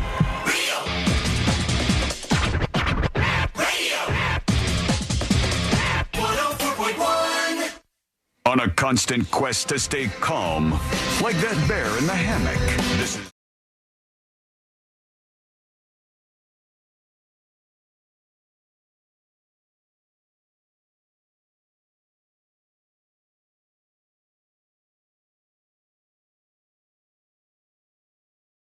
So wait till you hear this. I'll play this for you in just a second. And we'll also hear from you. You can join us on the show today if there's something you want to hear about, if you want to hear my take on something, if you want to hear us discuss something going on in the world, you can always impact that. Ask a question, tips, TIPS at thenewsjunkie.com. One thing before I play this clip that I thought was super interesting was there's an effort now to try to keep an eye on something, because right now it's where people learn things first. And I didn't think about this at all, but parents are particularly concerned. And a lot of parents have come out and they've gone, you know what? You know how we figured out our teen daughter was pregnant? Oh. ChatGPT. Oh, what? It's the number one place that they're finding out all of these things. ChatGPT is snitching? ChatGPT stores all of the questions that you asked before. Oh, that's just dumb on the teen daughter's part then, because you can delete that stuff. They're not getting rid of the history on their account. And there's a lot of parents that have come out and gone look, I found out my kid was messing around with drugs. I found out my daughter was pregnant. I found out all these things were going on because my kid was confiding in ChatGPT over me, which is kind of offensive in and of itself. But that's a reality of parenting in 2025. Your kids are going to ChatGPT with huge life moments. You need to know what. I guess if you're a teenage daughter that's become pregnant, you have probably made a misstep or two along the way. And so maybe I'm giving you too much credit. But you should know when you use ChatGPT that stuff like that gets saved. I mean, it's on the left side of the screen. You can see your past conversations with ChatGPT. Mm-hmm. And there was at one point when ChatGPT was starting to blow up, somebody in the company in the state of Florida region signed up for a paid ChatGPT account and then gave everybody the password. So I got to log in and see what was that like? What all of the radio hosts in different markets in the state of Florida were asking ChatGPT about their own shows. And what were they asking? Oh, what do you think? Tell me about my show. Who's the most popular person on my show? Of course, in radio, it would just be about yourself. We've done it. We've done it so many times. I know, it's true. And somehow when we do it, it doesn't seem as bad. But when you watch other people do it, when you watch other people ask the exact same questions that you have, you're like, that's embarrassing, man. But now you get to see the answers and imagine the disappointment. But ChatGPT knows about stuff happening in your house a lot of times before anybody else does. ChatGPT now knows about things before, your daughter might go, hey, why is this or this happening? And ChatGPT is like, bloop, internal memory updated. 16-year-old daughter is now pregnant, and she has not informed her mother or father about this right now. And I ask you a couple of things. One, if you have a kid in your house and you're looking through the things they're asking ChatGPT, is that wrong? Is that looking at the diary? Is that looking at their personal stuff? Or is it hey, I need to know this information, and my kid for some reason is more comfortable talking to AI than me, and I don't even know what you do with that. I think any parent of a teenage child would argue that because of what has happened in the past with teenagers and AI, and specifically that one that fell in love with the AI that was supposed to be some character from Lord of the Rings. Game of Thrones. They fell in love with Daenerys, the AI Daenerys, and then killed themselves. Mm-hmm. So I think you ask most parents, with that in mind, do you think it's bad to look at your child's ChatGPT history? No, not at all. It's almost something that I have to do. Yeah, I would be looking, and it's weird that it's the first thing that knows what's going on in your house. Think about all of these things that you can do now that you weren't able to do. Let's say your son goes out and your son gets into some trouble with some friends and they knock down somebody's mailbox and the person wrote down their license plate as they were driving away from the scene. In the past, you wouldn't know anything about this, save for maybe a diary entry from your daughter.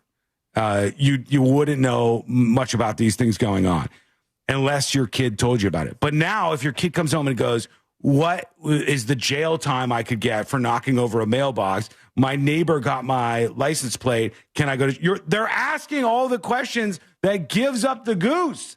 They're asking all of the things that will basically rat them out to what's really going on in their life. And that is a real thing that a lot of these younger people are facing now with ChatGPT. But as a parent, I say, look. Yeah, the nerdiest of nerds that do the self-hosted AI. I watched this guy on YouTube, Network Chuck. I think you've seen him before. Yeah, I've heard He's the that guy that drinks a lot of coffee, and he kind of talks like he drinks a lot of coffee. he has videos on how to deploy your own locally hosted AI. And for the ones for his daughter, it's like, hey, this is supposed to be to help you with your homework, but like strictly puts in the back end of it, do not write papers for her. You know, maybe help her answer some questions, help her with some prompts or with some grammar, but don't just write out full essays, because that's not the point of this. And you could also say, if you have your own kind of thing going, or even if you're using ChatGPT, like, give me a rundown of the things that have been searched by the kids in the house. Like, tell me afterwards, what are they searching? What happens if I take a whole bottle of aspirin? Where can I get a gun? All of these things. Who's your favorite parent?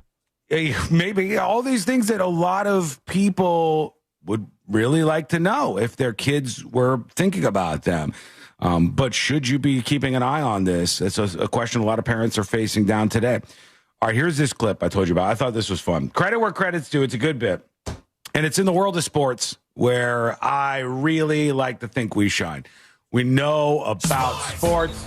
Yeah. We know about the baseballs and the basketballs and the hockeys and footballs. Tennis, I mentioned earlier. Yeah.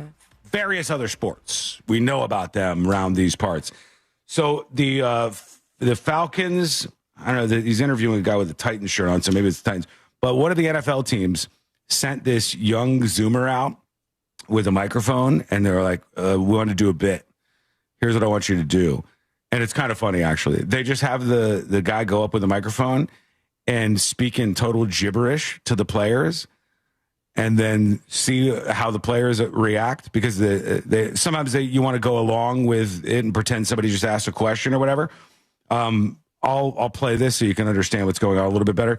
Here's the Zoomer going up to all these NFL players, and his instruction is to speak to the football player, but not ever ask a real question. Just start speaking in gibberish, and then put the microphone in front of them. Is there any point during training camp that especially people especially come to for?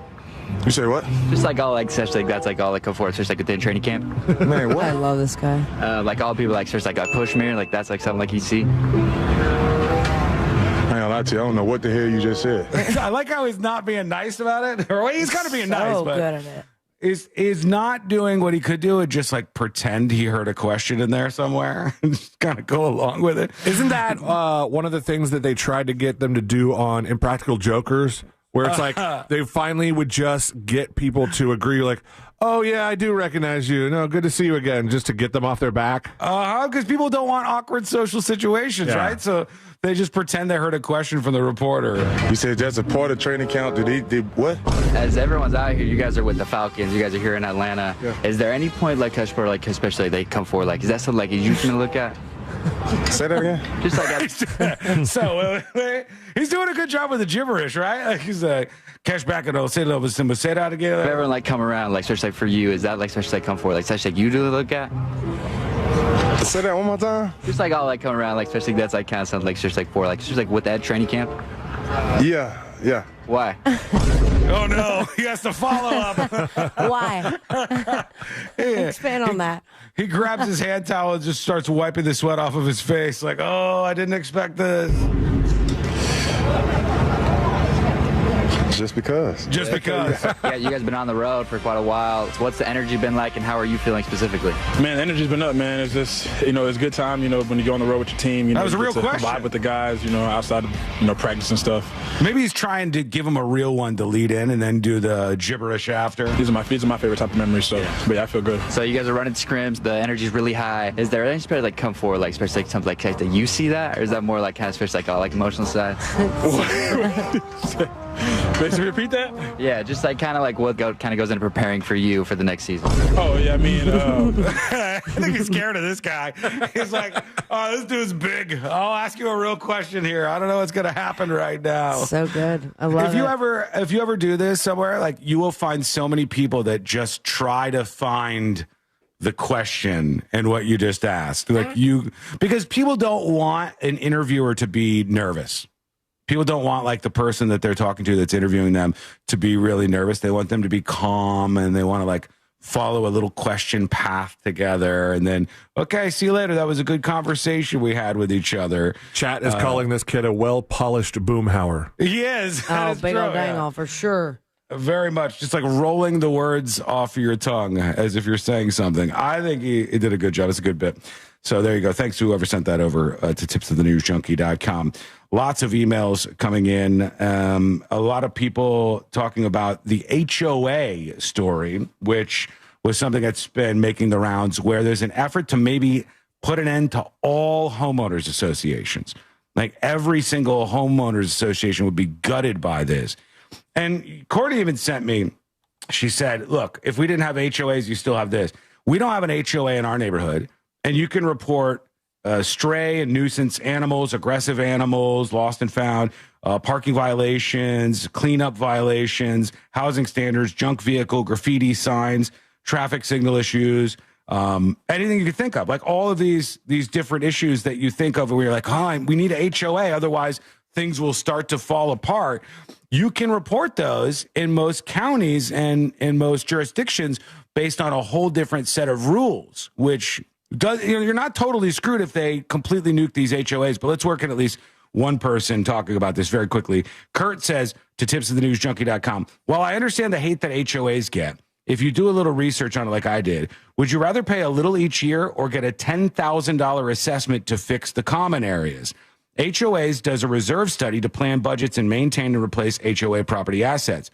Legislature mandated HOA for all PUDs. A major change is needed to limit the HOA Karens from fining people, says Kurt. So he's saying if you live in an area, you don't pay these fees, and you don't have a homeowners association, sometimes all of a sudden they'll go, well, we have to do this big fix, surprise bill, everybody has to pay for this.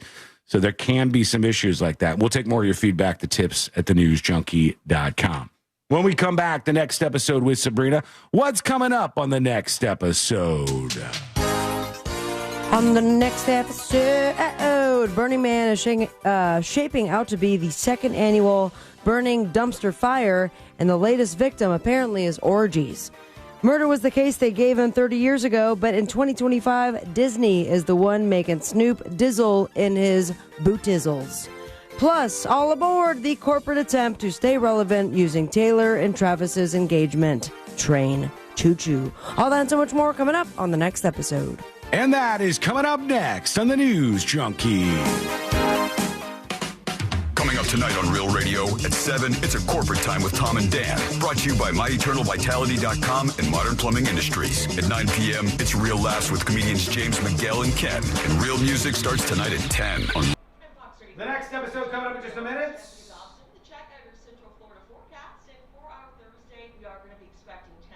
Good, not great, folks. Good, not great. We went on a little bit of a journey together.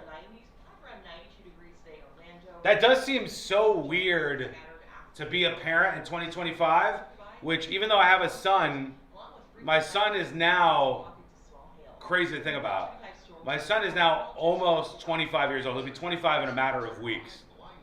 He's going to be able to rent a car, and he'll be off of my health insurance for my heart. Like, that's crazy to think about. But if you have a teenage kid in 2025, odds are all of the things that they're uncomfortable talking to you about, all those important key things that could really be important to the health of your child and like their social life and all these other issues, I think a lot of them are literally asking those important questions to AI. Over you. Hello? Hi. How are you? I am better than you ever will be. I don't believe that. I am.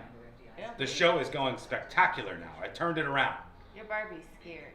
My Barbie? Oh. She scares me. Yeah. This shirt is not the best fit. People say I look fat today. Do I look fat? No. I don't like that shirt though. Why not? It's scary. It's not scary. It's scary. Somebody who would do something scary wouldn't actually wear this shirt. They'd probably just wear like a They dolphin probably have shirt. a poster up in their room. A poster up? Yeah.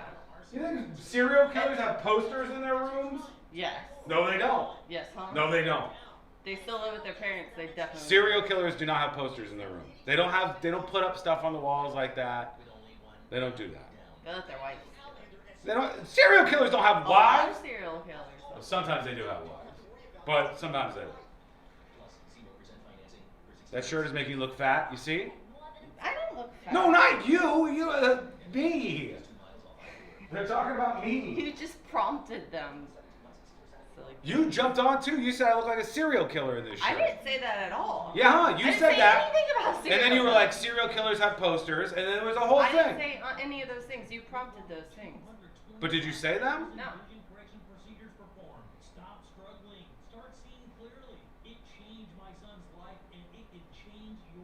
What do you want for dinner? I was thinking about, I'd seen somebody passing around this recipe that's going viral, where they, I don't know if they baked it or how they made it, but it was a giant plate of go fuck yourself. I knew you were gonna fuck with You me. didn't know it. I knew No, it. you didn't. Yes, I no, did. you didn't. Yes, you I didn't did. know. I knew it. No. You thought I had a real recipe. I'll make one of those rat meatloaves for you. No, those are ugly. A rack of meatloaf? A rat. A rat meatloaf? I don't want a rat loaf. No. What about baby meatloaf? No, I don't want my meatloaf shaped like that. You make good meatloaf, though. What are we going to have? I don't know. It's up to you. It's up to you. Tell me what region of the world you want to dine in, and then I'll... I'd like to take a trip to Italy. Okay, not Italy, fine. I spent a long time in Italy. Africa. I want to go to Africa then. No, I'm not making Africa. Wow, racist, everybody. You hear that? Wow. Unbelievable. You heard it here. It's not racist. I don't know African food. Ends Labor Day. All Sleep Number smart beds offer temperature solutions for your best sleep. Check it out at a Sleep Number store or sleepnumber.com today. Lowe's knows you need durable power tool accessories that are built to last. The new DeWalt Elite Series delivers the strength and reliability pros need and is available exclusively at Lowe's. Shop in store or online today. Real Radio is on Facebook at Real Radio 1041. Sponsored by the law offices of Anajar and Levine Accident Attorneys. Call the law offices of Anajar and Levine at 1-800-747-FREE. That's 1-800-747-3733.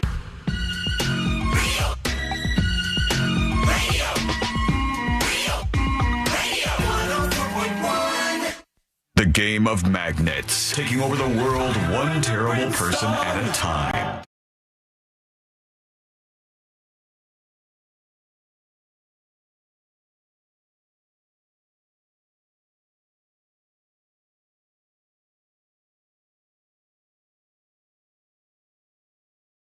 All things happening in the world of entertainment and beyond. Well, we're happy to have you with us today, no matter where you are. You can join us with what we call a dispatch, and we'll work in some of these in a bit at thenewsjunkie.com. I think Courtney's mad at me. I think I might have burned a bridge What there. did you do?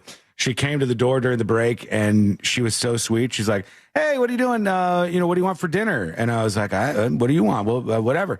And she's like, what part of the world do you want to go to for dinner? Where would you? And I said, Africa. And she said, no. And then I just proceeded to call her a racist a whole bunch of times. And she was like, I don't know any food from Africa. I'm not. And I was like, oh, hold on. Did you do this on Skull Mic? Yeah. So people got to hear it. Yeah. Okay. It was a rope-a-dope. Big rope-a-dope moment. Pulled her right in. Got her there. Can you name any African food? I like from Laos, the Dakadino that they have there is the Dakadino. Yeah, Nigerian Hatsatabuchi is one of my favorites. You sound like that kid interviewing football players. I do a little bit. Yeah, it's true. You might be onto something here. All right, let's do it. Let's do the next episode. Because there's a lot on TV, and you can't possibly keep up with all of it. Even though you should, because what else are you going to talk about? All right, another set of hoots here. Nothing. Weather's nice. It's time for the next episode with Sabrina. Hey, smoke weed every day. Hold up. The next episode brought to you by That Mortgage Guy Don, thatmortgageguydawn.com, and of course, the Loans Radio Show. Refinancing, buying your first dream home, perhaps you're looking to start a business or a franchise or expand that business. Got to work with someone who's got your back, an expert, but a friend. He is not going to charge you is over the top or shove you down a hell of confusion. He's going to walk you through the process because he wants you to know how it works. So start that process today by going to thatmortgaguydawn.com. Don't miss the boat, compare your quote with thatmortgaguydawn.com. A mere 61 years ago, 1964, after a show in New York by these gentlemen. Beatles. The Beatles is right. And they supposedly went backstage with Robert Dylan to do what? Drugs. Smoke drugs. For the very first time, according to rumor has it. Smoked reefer with Bob Dylan. Thanks, Bob. How are you the Beatles and you've never smoked weed before you came to America? Do you think they did acid before weed? Did you look at the Beatles? They're a bunch of nerds. Little bob head haircuts and stuff. Of course they hadn't smoked weed. Jeez. Bob Dylan was the cool one? Bob Dylan is way cooler than the Beatles. Smoke some weed. I like Bob Dylan. Yeah. I don't know why I say his name like that, but I like Baba Dylan. How do you like a Travis Kelce? He's okay. Because Nice guy. he's the new spokesperson for American Eagle. They're like, you're off the next stop. Mm-hmm. Sweeney. We got that new guy, Travis Kelce. The clothing brand True Colors by Travis Kelce. They've just announced the partnership. And this has no relation to all the controversy with that partnership with Sydney Sweeney, of course. Now, just to kind of remind everybody, when it came to American Eagle's ad with Sydney, it was called Sydney Sweeney Has Great Genes. And that turned into a culture war of some sort, in which they thought it was kind of related to Nazi stuff. It's not something that American Eagle has backed down on by any means, because I was just in a mall yesterday, and I walked by, and I saw in the distance the American Eagle, and even from a distance, the text was quite large, the sign that says Sydney Sweeney Has Great Genes. Well, they're about to take it down because Travis has great genes, too, apparently. He said, I had to keep my excitement about this collab under wraps for nearly a year. It was an awesome opportunity to team up with an established brand where both sides were excited to truly collaborate on every decision in the design and creative process that brought the AETK collection to life, whatever that means. So True Colors is going to be a brand near you just a day after, of course, the announcement of the engagement. And while we're here celebrating the engagement with all the other corporate campaigns, if you're a DoorDasher, they're offering 13% off all orders to celebrate the engagement. 13%. I'm sorry, 13. Yeah, what a discount. Well, 13 is her favorite number. I get that, but as far as the one group that is not happy about it, that is the Gaylor subreddit. Have you heard of this? Excuse me? Gaylor. Like Gaylor Swift? Yeah, they were hoping she was gay this whole time. They were really, that's a long shot at this point. But they are established. They've been around for quite a long time, entirely based on the fan theory that Swift, the world's biggest pop star, is either gay or in some way or fashion a member of the queer community. And the associated theory... Maybe they just thought she hasn't tried the right woman. And the group, they even have their own Wikipedia entry. She has repeatedly, what they're saying at brobible.com, bristled at and shut down the theory that she is gay or doesn't want to talk about her sex life altogether, but yet the subreddit persisted until the engagement announcement. They're like a full-on Wikipedia that just says Gaylor, and there's like a whole, like it's a whole thing. The meltdown as quotes like this. And Good chat. I'm sorry? Great chat. Great back and forth. I had to cough real quick, so I thought you were going to read a little bit more of the wiki entry. My bad. They say along the lines of, my brain is fuzzy. Is this real? Is she ghosting him or the Gaylors? Are we happy for her? Beginning to feel that TLOAS is going to be very explicitly either queer and or performance art coded. Question, TLOAS. TLOAS. Taylor loves. No. I mean, if the T is not even Taylor, why am I trying? The Life of a Showgirl. Oh, okay. The new album. But unfortunately, she won't even be able to publish the album. Why not? Why is that? Because she's dead. Snoop Dogg is never, ever going to a movie again, guys. You know the rapper behind the songs like Murder Was the Case, Serial Killer, Pimp Slapped. Uh-huh. Mm-hmm. He is now afraid of movie theaters because of Disney, and in particular, Lightyear. Wait a minute. Quick question. Lightyear Didn't that came come out like 3 years ago? Exactly. That was that, but It's it's pretty now old. what he's sharing, I guess, on swapped. podcast. According to Snoop, the inclusion of the same-sex marriage in the 2022 film Lightyear has remained on his mind ever since. Now, Lightyear is one of the many recent. It of did not Pixar. do well. $226 million at the global box office against a $200 million budget. And he said, they're like, she had a baby with another woman. My grandson in the middle of the movie is like, Papa Snoop, how she have a baby with a woman? She's a woman. End quote. So now he says, I'm afraid to take my grandson anywhere near Disney if I'm going to have to explain this during Do a you movie. think Snoop's grandson really calls him Papa Snoop? Yes. I hope so. Honestly, kind of, yeah. Grandpa Hazel. And some very sad news for those that are not grandparents, or maybe, I don't know, haven't been to Burning Man, but this is the second year in a row where it is an S show. So much so that the Orgy Dome has been laid to rest. No. Say it isn't so. It isn't so, Christopher. They shared a clip of the wreckage set to Billie Eilish's mournful What Was I Made For, that Barbie movie. Oh, yeah. A good song. Would you check out the Song dome slaps. is beyond repair. And I'm surprised they even got through it because of all the mud and the dust storms and the wind. And some people were stuck in line to get into La Playa for 15 hours. It just looks sad. It's very, very sad. There's a sign and everything. That, like they're not. It's How not did the like a sign hidden survive? The sign is just big capital letters Orgy Dome, and then it's all closed down behind it. And honestly, not to be actually guy, Actually, but that doesn't look like much of a dome to begin with. It's not. No. maybe you were just what you were getting inside of the Could be. both. I do not know. Rest in peace, Orgy Dome. On the boob tube.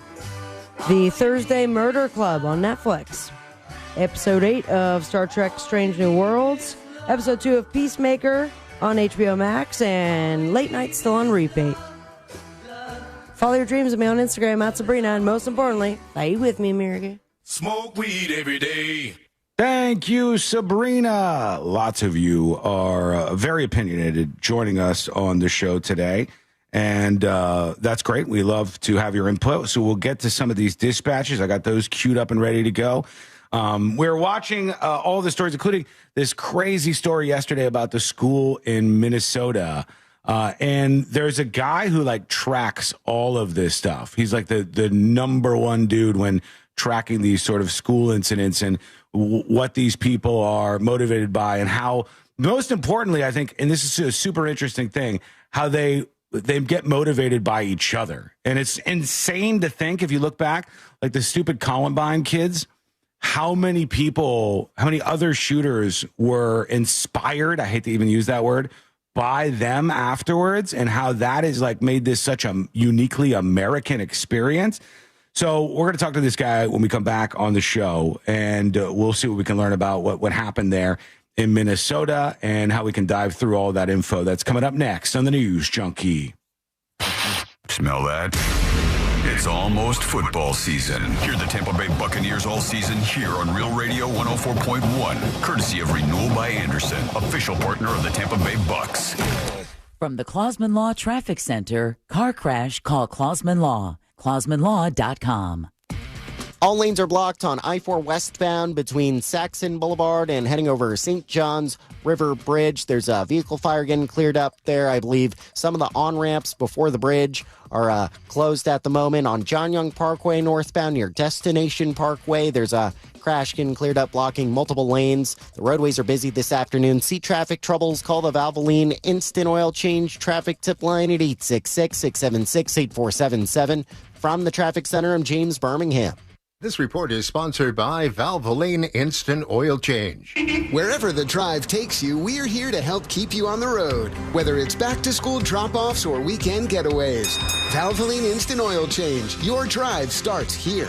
Go to VIOC.com for money-saving coupons or to find a location near you. This earful of real radio is brought to you by JustCallMo.com. Injured on the go? JustCallMo.com. Hey guys, Russ Rollins here. Lose weight, gain muscle, and lose that dad bod with testosterone from Red Mountain Weight Loss. If you've noticed a lack in energy lately, how about brain fog, trouble in the bedroom? Well, you probably have low T. It's more common than you think, and it is treatable. Truth is, men today have 20% lower testosterone than even our dads had. Ugh, yeah, man. Hey, but there's a solution to it. You'll find it at Red Mountain Weight Loss. They offer full-strength testosterone as an injection or a tablet, and we're not talking about supplements here. No, we're talking about prescription-only testosterone because no supplement can match the boost you get from actual testosterone. It'll give you more energy, greater focus, better sleep, and lean muscle mass, and you're also going to have a better sex drive. It is a game changer. Book your free video consultation with one of their licensed doctors today and regain your energy, your strength, your vitality. For a limited time, they're even going to waive their startup fee. So go to redmountainweightloss.com. That's redmountainweightloss.com. Red Mountain Weight Loss. Real testosterone, real doctors, and real results. Thinking about selling your home? Well, hold on to your packing tape. The Nickley Group can sell houses faster than you can find that one missing sock. Get a guaranteed cash offer on your home from the Nickley Group today. Visit thenickley.com. Call Nickley. The Nickley Group with Keller Williams Realty. Sunny saw Oh, hold on. a snake. Where? No, a plumbing snake. Is it near me? I should have called Frank Gay. I'm hiding under the desk for safety. I'm calling Frank Gay. Hey folks, quick guest in just a moment to talk about the motivations of this Minnesota shooter. We'll blaze on past that. It's going to be interesting though. This guy's like a data guru. He knows all of the things. 3 minutes, and we're coming back live on the show. How are you? People are mad at Snoop for not agreeing with their beliefs, is what's tiring.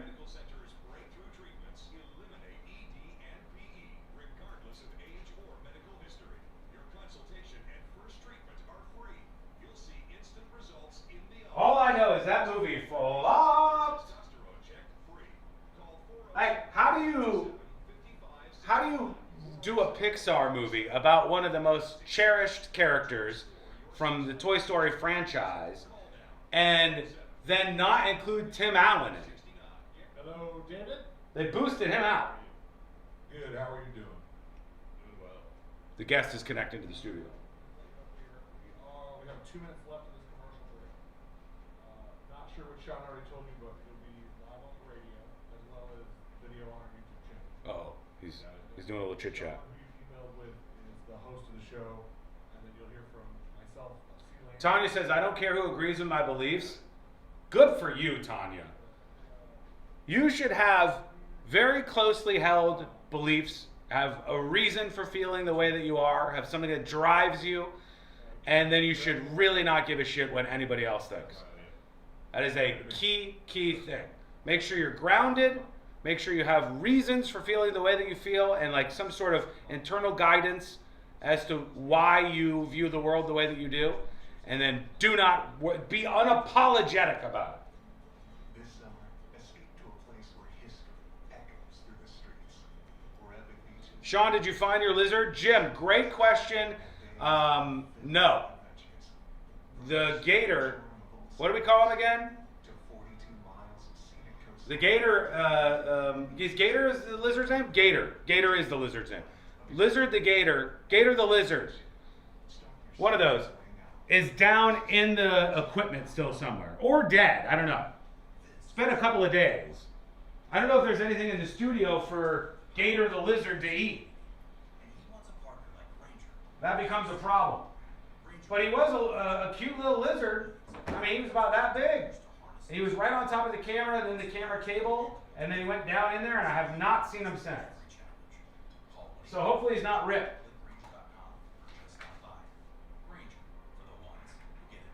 All right, here we go. Let's talk to this guy about the Minnesota school shooting situation and the motives and writing messages on guns, all of that stuff.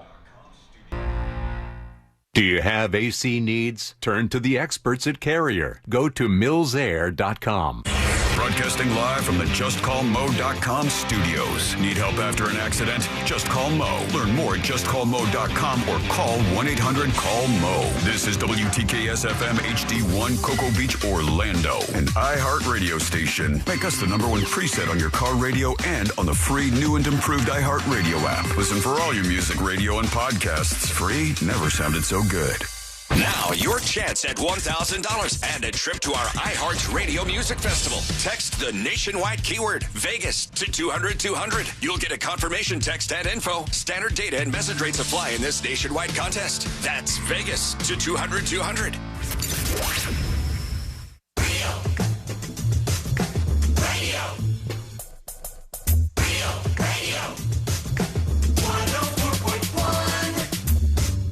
Riding the daily roller coaster of viral news from the front row. It's the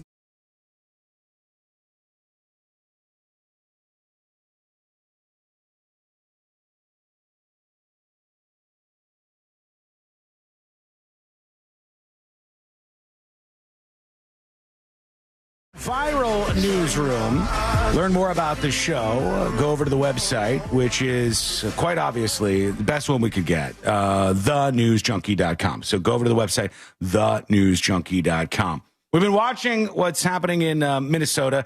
Played out during the show yesterday, actually. Another one of these school shootings and just horrible details. And at some point during the show, it was really hard to listen to. It was like a kid who was one of the victims who was being interviewed on TV, and you're listening to it and you're like, God. And the reporter even said to this kid at one point something to the effect of, hey, how are you doing? You sound okay considering what happened today. And we were all pretty much in agreement. Like, yeah, this has not hit these kids yet. You can't even imagine the horrors that these kids went through at this school in Minneapolis, Minnesota.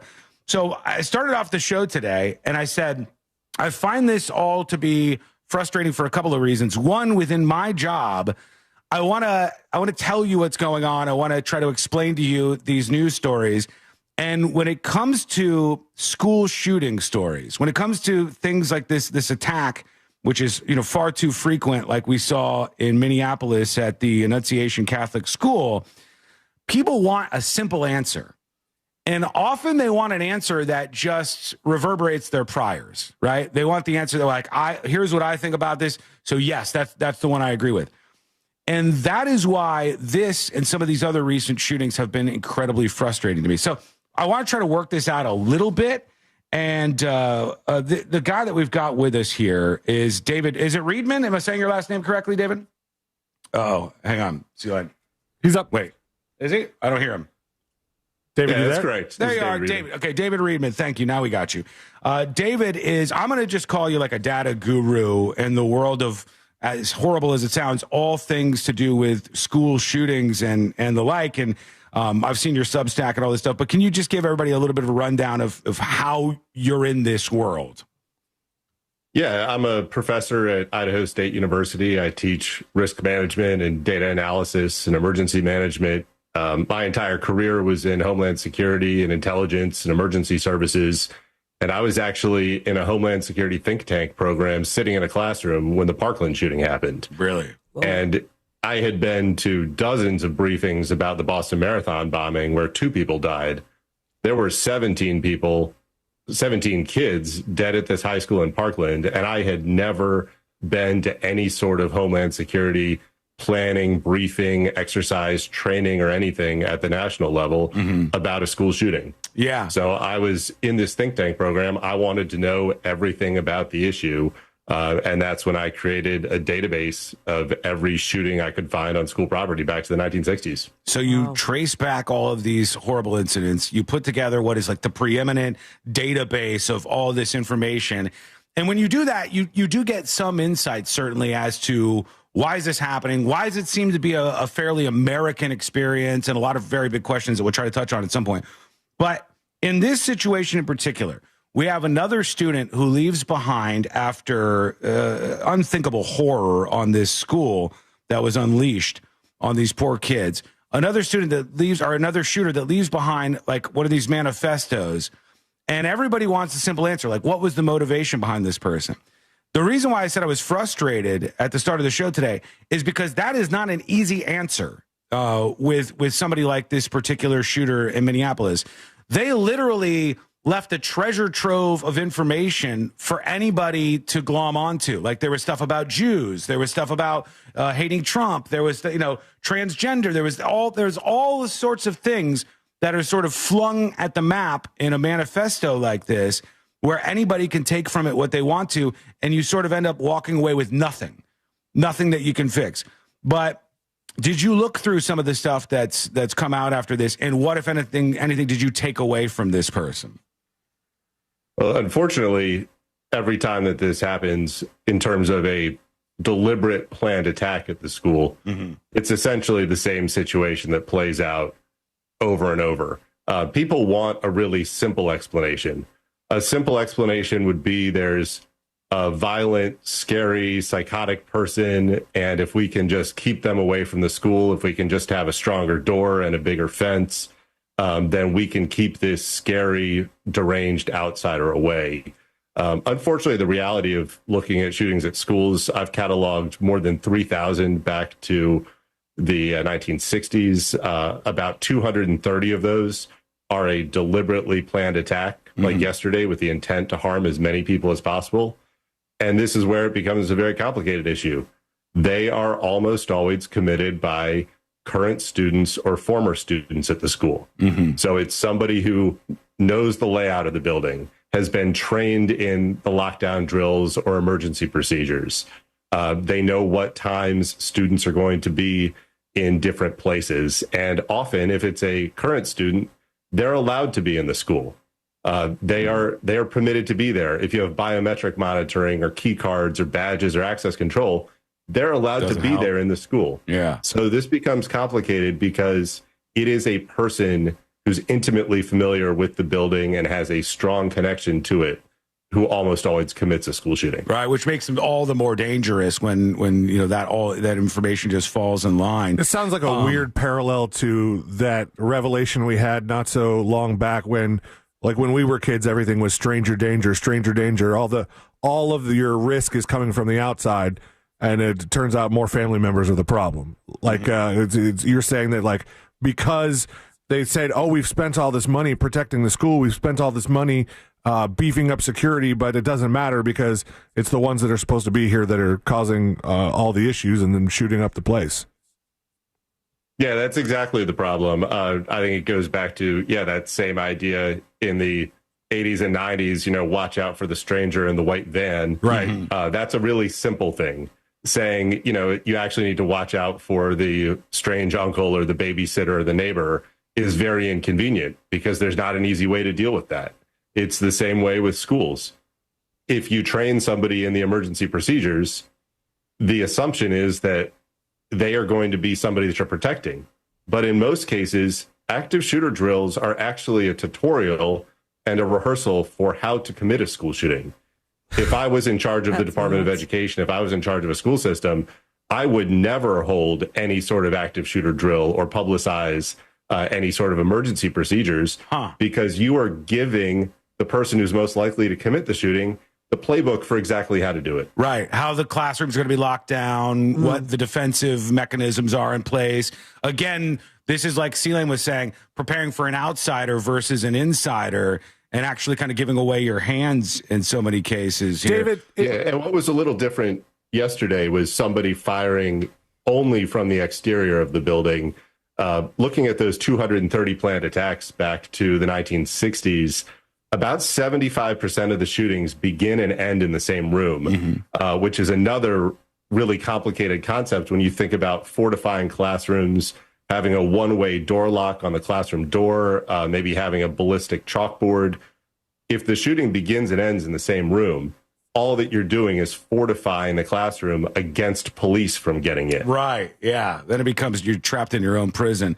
What were we going to say, C-Lab? David, with all that you just said in mind about the active shooter drills and saying that you would remove them from schools, would you still recommend that they be done with teachers and with adult staff so they have a drill in mind and they have a plan in mind, and just don't tell the kids about it, because that actually makes the kids better, for lack of a better term, school shooters? Yeah, absolutely. And this teachers can only have, really cursory short training in the emergency procedures as well. If you go to an arena, if you go to a concert venue, if you go to a shopping mall, you as the visitor there, or you as the occupant of a commercial building, have never done the drills. It's up to the staff that manages that facility to direct you for what you're going to do during an emergency.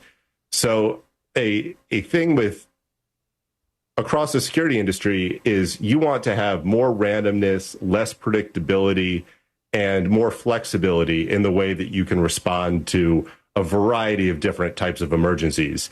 And as soon as you have a prescribed plan, then that gives your adversary an opportunity to start finding and identifying the weakest points in it. Yeah. Somebody on chat has an interesting point here. I think Arnaud on YouTube says there's a movie called Run, Hide, Fight about this exact thing. They go into details about some of these stories.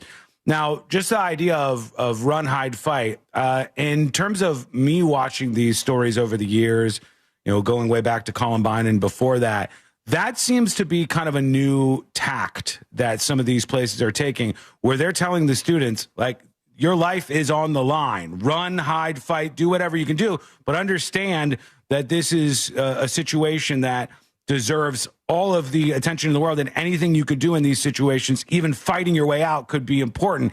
Is that something that changed, like the strategy changed along the timeline somewhere?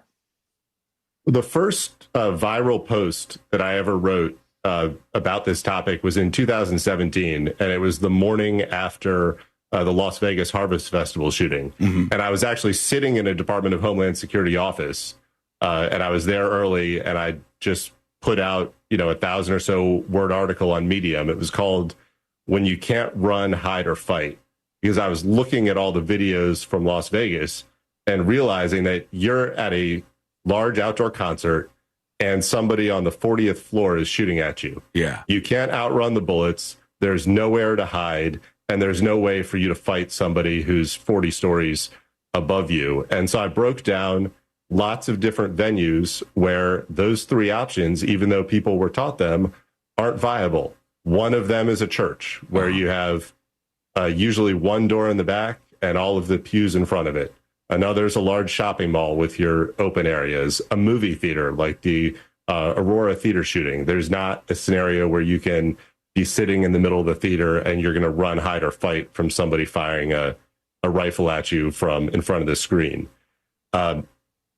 What's interesting is once you go down the rabbit hole on this, Run, Hide, Fight was created by a Hollywood production company that had a grant from the city of Houston in 2008 to create a PSA. There has never been an empirical study or research or anything about whether that is the appropriate set of actions to take, modeling it in different scenarios. The same with lockdowns. There's never been empirical evidence that you save lives during a lockdown. Those are just concepts that get socialized. They are very easy slogans to remember. Terrifying that you're stating all these practically facts. They don't do a lot. Yeah, that's, it's interesting. That's kind of one of those things. I'm always talking about this stuff where it's like, hey, we do these things because we've always done these things. And when it comes down to it, there's like no actual empirical evidence that suggests these strategies are useful, or certainly in the most recent case here, that it would have done anything, which I think is just another log in the fire of everything that makes these stories so frustrating. One thing that I have seen, and tell me, you know far more about the numbers on this than I ever will, but one thing that I have seen down the line in so many of these stories that are similar to the planned attacks like we just saw at this school in Minnesota is that almost to a person, they seem to have a fascination with other mass shooters and a very, very deep knowledge of other mass shooters that then inspire them to do what they're doing. Yeah, I'm working on an article about that right now. because in the online, it's called TCC, True Crime Communities. There are private Discord chats. There's a lot of social media activity where people talk about school shootings, people talk about mass shootings, people glorify the attacks by previous shooters. And just last year, for the first time, so there was a 15-year-old girl who committed a surprise attack inside another Christian school in Madison, Wisconsin. So that was a surprise attack that started inside the classroom. I remember that. She opened fire and then killed herself before the first police officer arrived. 2 months later, in Nashville at Antioch High School, there was a 17-year-old, and he committed a surprise attack at the cafeteria during lunch and also killed himself before the first police officer arrived. It turns out they were both in the same Discord true crime community chat. They were having direct interactions with each other. And the early evidence is that the shooter yesterday was also part of that same true crime community chat. And there are at least 4 other mass shootings that were connected to that same Discord group, 3 of which were averted earlier this year. One targeting a government building in Florida, another targeting government buildings in Southern California. Yeah. So it's not necessarily the act of the shooting that would inspire the next person. It's more that there's a community that can build and shape impressionable teens into eventually becoming a shooter. Can you hang on with us for a second? Do you mind hanging out with us? Because I have some more things I wanted to run by you about this, but we got to take a quick break. Is that all right? Absolutely. I'll be here. Okay. All right. Hang tight right there, because I wanted to ask you about a bunch of things right on this topic. Because for me, I said, it seems like there's all of these conversations going on where people are talking about this in the run up to doing these things. And it doesn't seem like there's enough eyeballs from, the people in charge watching these conversations in the run up to this. I've got some experience in that world too. So I want to talk about this when we come back. That is coming up next on the News Junkie. Real Radio is The Jim Colbert Show. Real talk, fake maturity. The Jim Colbert Show. Weekdays at 3 on Real Radio 104.1. From the Odoo.com Traffic Center. Odoo.com, the only business software you will need. Traffic's starting to get by a little bit better now on I-4 westbound over St. John's River Bridge. The right lanes reopened up on I-4 westbound at Saxon Boulevard. Emergency crews are clearing up cones. Traffic's starting to get by now. Keep in mind there's heavy congestion in that area, so travel with caution this afternoon. See traffic troubles? Call the Valvoline Instant Oil Change traffic tip line at 866-676-8477. From the Traffic Center, I'm James Birmingham. This report is sponsored by Rapid Radios.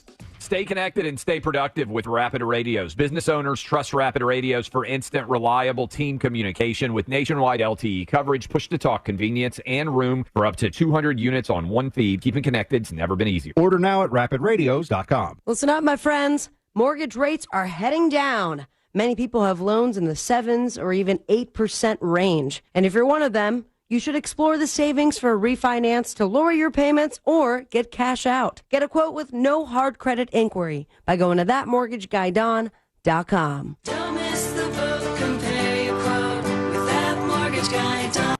Dull Mike, what's up, guys? Missed you. How's everybody doing?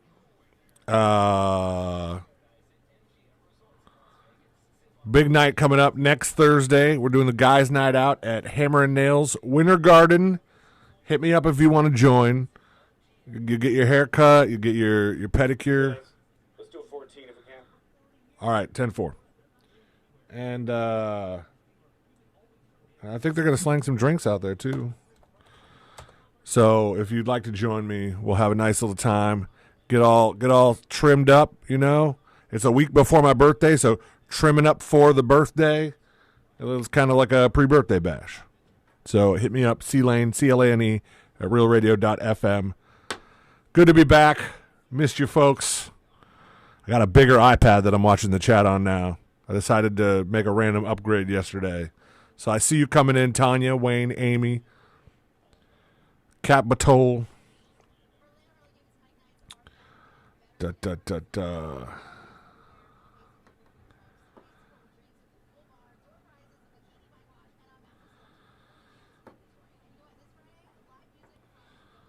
Hope everybody's I was out of the listening area, so I actually had to put on either iHeart or YouTube to hear the show, and so I did catch a couple skull mics.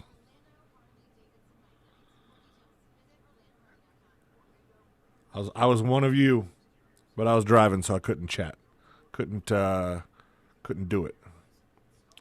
I have new alerts on my credit. Increase in credit balance. What? That's crazy. Recent credit file updates. Increase in balance. Give me the monies.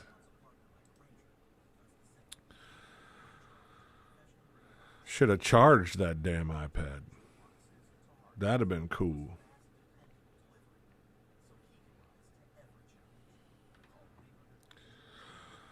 All right, folks, we're coming back. We're coming back right now with more of the interview. Hang tight. Some interesting stuff coming out here, and we're going to go way deeper.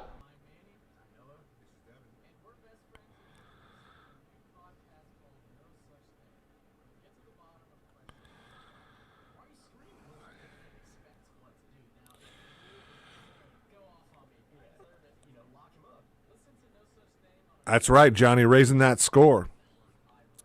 I never check what the number is. I know it's not bad. Was I in the most important scope? Like, no, I missed the little teapot part. I was very upset.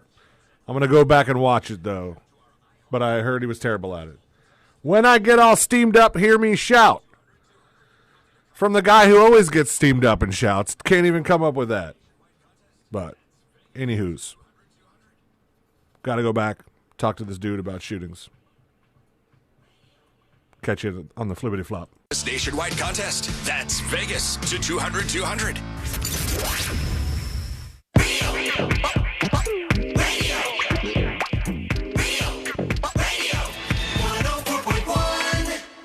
Now back to the most viral newsroom on planet Earth. This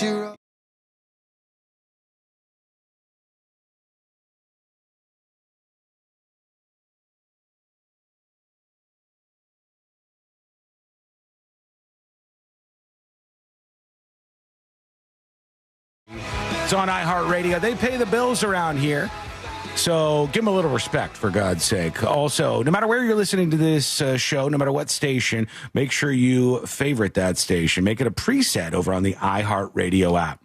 We're talking with David Riedman, who is the top data guru of all things in the world of school shootings. And when we see something like we saw this week with the Minnesota school shootings, there's a lot of different things that happen. I get frustrated watching afterwards where half of the people are like, he's on your team, and the other half's like, no, he's on your team. And everybody kind of sorts out what they think the motive was, and then we move on and nothing happens. We don't get anywhere. And I was trying to find some commonalities in my world.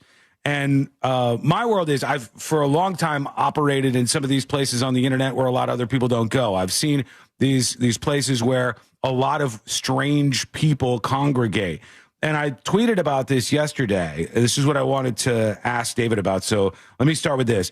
I said, wondering where shooters come from yesterday on Twitter/X. I said, one of the biggest blind spots in modern culture is that most normies have no idea where the crazy people are radicalized. Most normal people, understandably so, have no idea what 009 or Order of Nine Angels is. They have never heard of 764, which is another group. Most normal people haven't heard of Kiwi Farms, much less Skibbity Farms, or the discords with many of these deranged people come from. Maybe they've heard of 4chan, but 8kun is not on their radar. Most people don't know there are hundreds, maybe thousands of very obscure Telegram channels where very disturbed people congregate. It sounds like a different language to you, probably, but it never fails that these shooters tend to come from these places. These deranged people hatch in these shadow communities and unleash their nihilistic worldview on convenient victims. There's a generational gap here where those in charge have very little idea what's happening online until the next shooting. So the idea here is there are these communities, and it's not always the case with these school shootings, but it is a lot of times the case that there's these communities with very, very mentally ill people who are all sort of, radicalizing each other. And it's hard to explain to outsiders, David, but have you seen the stories about this Order of Nine Angles and 764 and those types of groups? Yeah, there are numerous groups and places and websites and discussion boards where people discuss a huge amount of violent content. And I think what's really important is that many of these services have end-to-end encryption. Many of these services are private chats that require an invite from somebody in the chat room. And that's not something that a random school official or random local police officer, or in many cases, even somebody in federal law enforcement is going to be able to find in a sea of thousands or tens of thousands of different chats. But then you can't break the encryption necessarily, or you can't get an invite, or the servers are housed overseas. So there's no way to subpoena or take any action. I think a really good example of this is a shooting that didn't get a lot of attention at the start of the year was at Perry Middle and High School in Perry, Iowa, a small community about 40 miles outside of Des Moines. Mm-hmm. And on the first day back from winter break, a student went into the bathroom early before classes started, and he got on the Discord school massacre discussions. And he chatted with some people. He said, I'm finally going to do this. They said, you've got this. You're going to do it. He took a shotgun out of his bag. He took a pistol out of his bag. He walked out into the hallway. He killed the principal. He killed a 14-year-old student. He wounded 7 others. And then he killed himself before an alert even went out to the police. Mm-hmm. That Discord chat that he was in, yeah, it's a predictable title. There are many chats like that all over the place. You can't get into it without an invite. And it would be very, very hard for any sort of police officer in this small rural Iowa community to ever stumble across these messages. Yeah. So it has to be the parents and it has to be peers that are going to notice something that nobody else is going to know. Yeah, I mean, the shooter in Minnesota was 23 years old.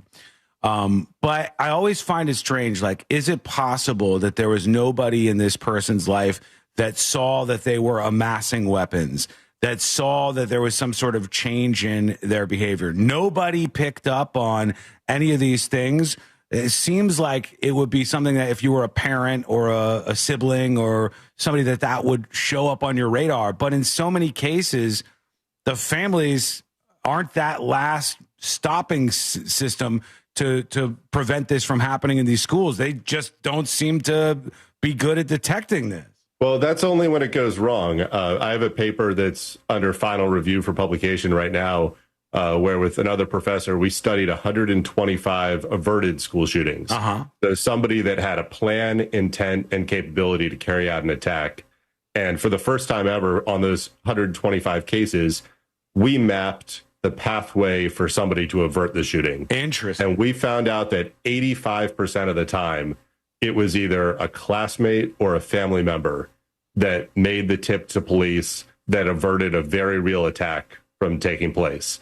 And when you think about the numbers, there's 1 or 2 kind of bad rampage school shootings every year. This is 125 very, very severe cases that were averted in the last 5 years. Mm-hmm. So we're averting them at more than 50 times, the rate that one actually happens. And then there's lots of cases that get averted and there's never any news about it. So people are being successful at stopping these from happening. That's super interesting. You never think about the other side of the coin there because it just doesn't make waves. It doesn't get the attention. I'm glad you're looking into that. Being that you have been, David, we're talking to David Reedman, who is a guru, all things school shooting data analysis. You've got a very, very, very solid knowledge base of the history of the United States and these school shootings.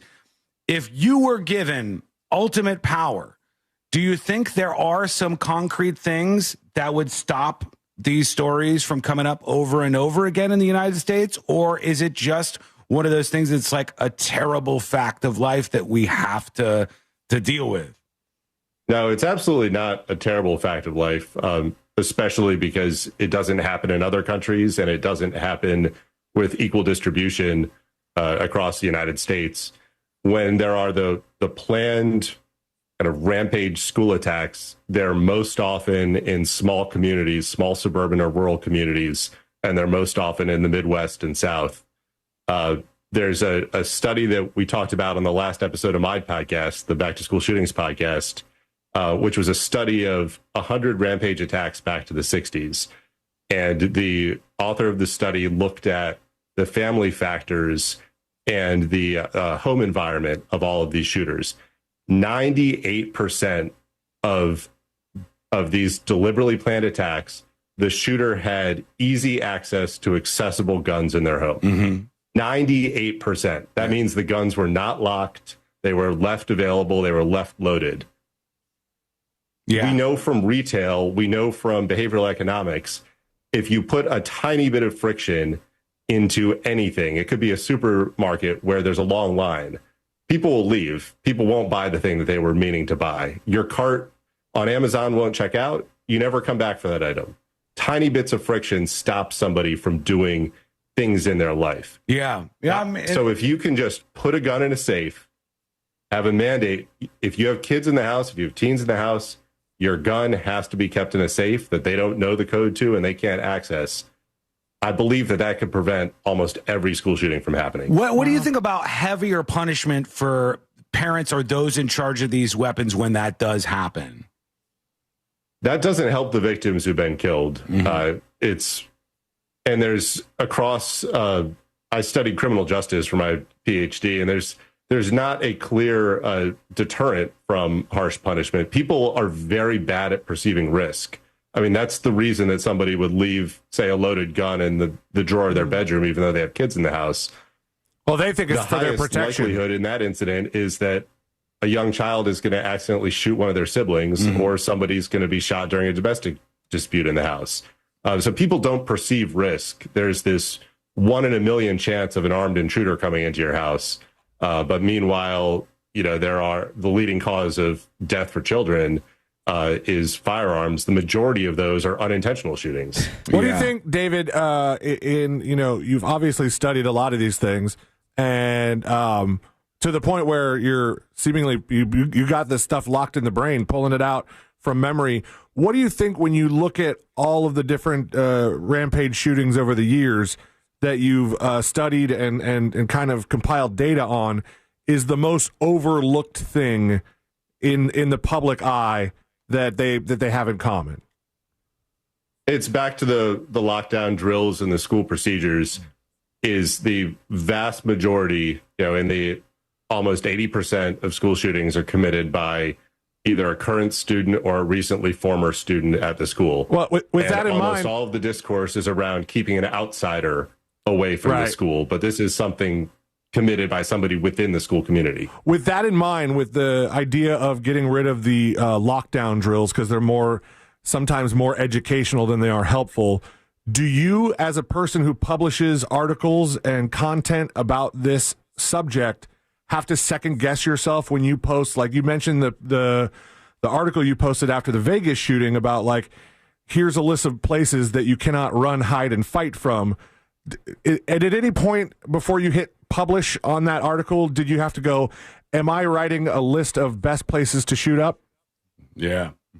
Yeah, unfortunately, that's the double-edged sword with this research. But that doesn't mean that we shouldn't be doing it. We have that discussion around, I've done a podcast around each manifesto from a school shooter when it comes out, breaking it down. And are you glorifying the person? Are you giving their words an audience by doing that? You are, but you're also giving every listener an insight into what to look out for, what to watch out for, how to change policies, how to potentially prevent the next attack. I think back to terrorism post 9/11, every single book about terrorism, every single report about the Boston Marathon bombing is also a template for how to commit a better bombing next time. There's no way around. But that doesn't mean that you don't do it. David, one last question for you. One of the things you hear meme-wise over and over and over and over again, somebody mentioned this in chat, was there's nothing we could do about this, says the only major country in the world where this happens over and over and over again when you see these school shootings.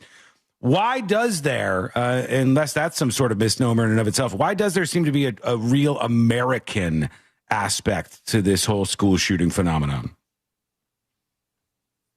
Overall, I think it just comes down to the accessibility of firearms and the accessibility of firearms to children. And that's much different in other countries. In places where they are accessible, there have been school shootings in Brazil and in Russia and in the Eastern Bloc countries and a few in Europe, but they don't have the same frequency because there's not the same accessibility. And this is not to say that people should not own guns. People can own however many guns that they want, but have that gun in a safe that no child or teenager in the house can access. Yeah. Yeah. I mean, it's so interesting to actually hear some different perspective on all of this. And it seems like a lot of that information doesn't break through. Honestly, you just hear so many people with like their own partisan arguments about this. And then they use the terrible, terrible prop of kids that are dead in a classroom. And then we don't seem to get anywhere. But when you actually get into the data like you're doing, you see this from a very, very different perspective. Are you hopeful that this is going to get better, or do you think it's going to get worse? And overall, I'm hopeful, because back to the study of averted shootings, there are far more very serious situations where somebody has a manifesto, has access to weapons, has made a plan, and there are far more that get averted than actually take place. And the last thing I'll leave your audience with is there's two researchers that I work with in Minnesota, right in the community where this happened, Jill Peterson and James Densley from the Violence Project. They wrote a book where they interviewed either in person or through letters or talked to family members of convicted mass shooters. And they asked each of them the same question. Said, is there anyone who could have stopped this shooting from happening? And they got the same answer from every one of those mass shooters.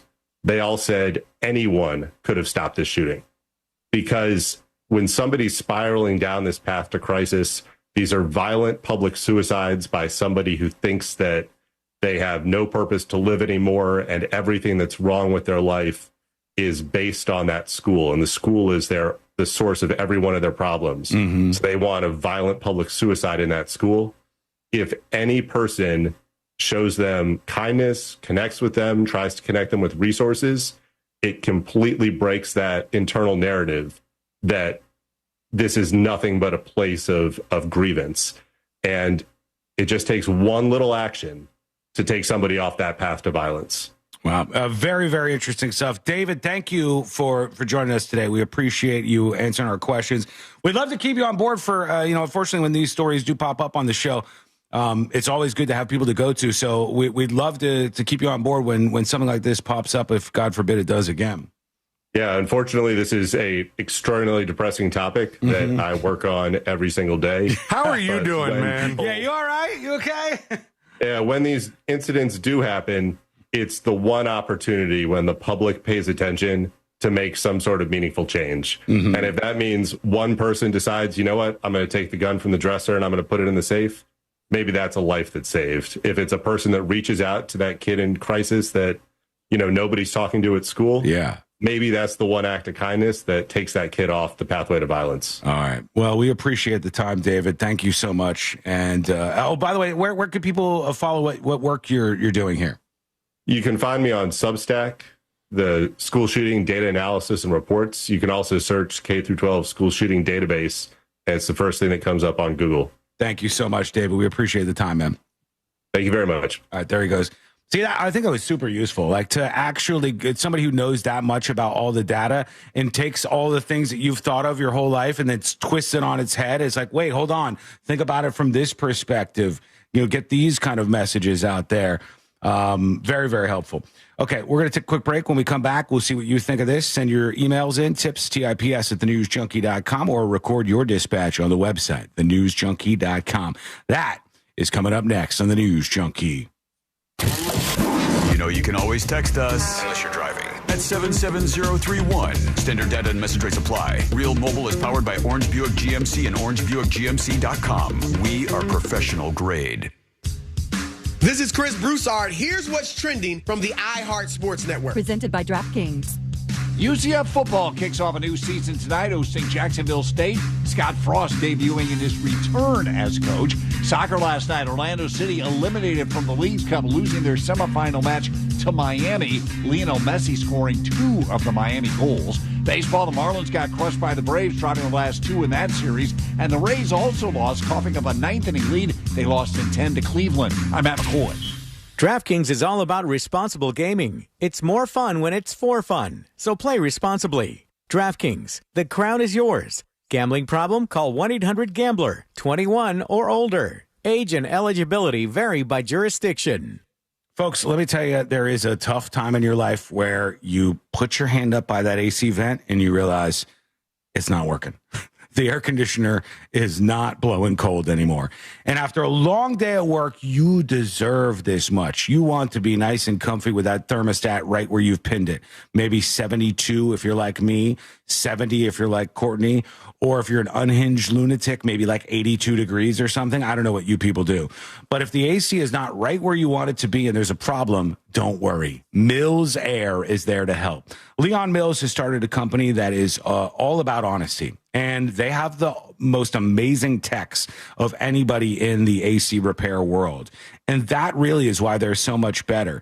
They are a locally owned and family owned and operated company, and they're going to help you out. When you have an AC problem, you call Mills Air. 407-277-1159. That's 407-277-1159. Or find them online at millsair.com.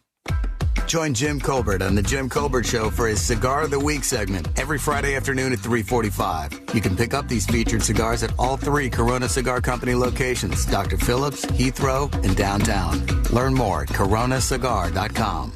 It's the summer clearance event at Greenway Kia, and we're racing to sell 500 new Kias. Every new Kia is clearance price with savings up to $18,000 off MSRP, with 0% financing now available. We've got one of the area's largest Kia inventories, and we'll make deals other dealers won't. Our friendly, non-commissioned team is here to help. If you're shopping for a new Kia, visit greenwaykias.com. All right, folks, what'd you think? That's David Reedman. I thought that was very interesting. I thought it was very interesting. Very good way to deprogram yourself from the left and right of school shootings, with the right sort of defaulting to like, well, if everybody has guns, we'll be able to stop any future shootings, and the left being like, we need to, pry all of these guns from all of these people's hands. And then, of course, like a million arguments somewhere in between. But in so many of these cases, a lot of prospective ideas to ban X, Y, or Z are not actually super helpful, because these guns are often lawful guns that are coming from inside the house, that are parents' guns, or, somebody in these people's lives' guns that they can get access to. And then you have them falling down this well of despair and nihilism and hating the world, and sometimes like small communications with these people can pull them out of it. So I thought there was some interesting stuff there. Thank you, Sarah.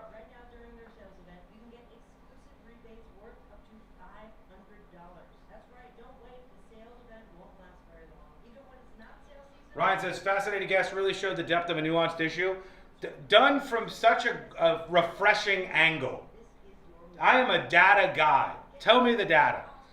If I have a preconceived notion in my head and I pop it out there and you're like, actually, hold on, and you recenter it, I respond very, very well to that. And I think most people do. Those are the conversations I think are useful. Okay, 3 minutes and we're coming back.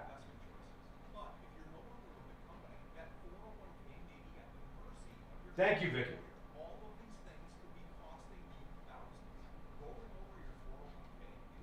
Where are we here? Are we in jury duty? We are in jury duty, aren't we? People, why didn't you tell me we were in jury duty?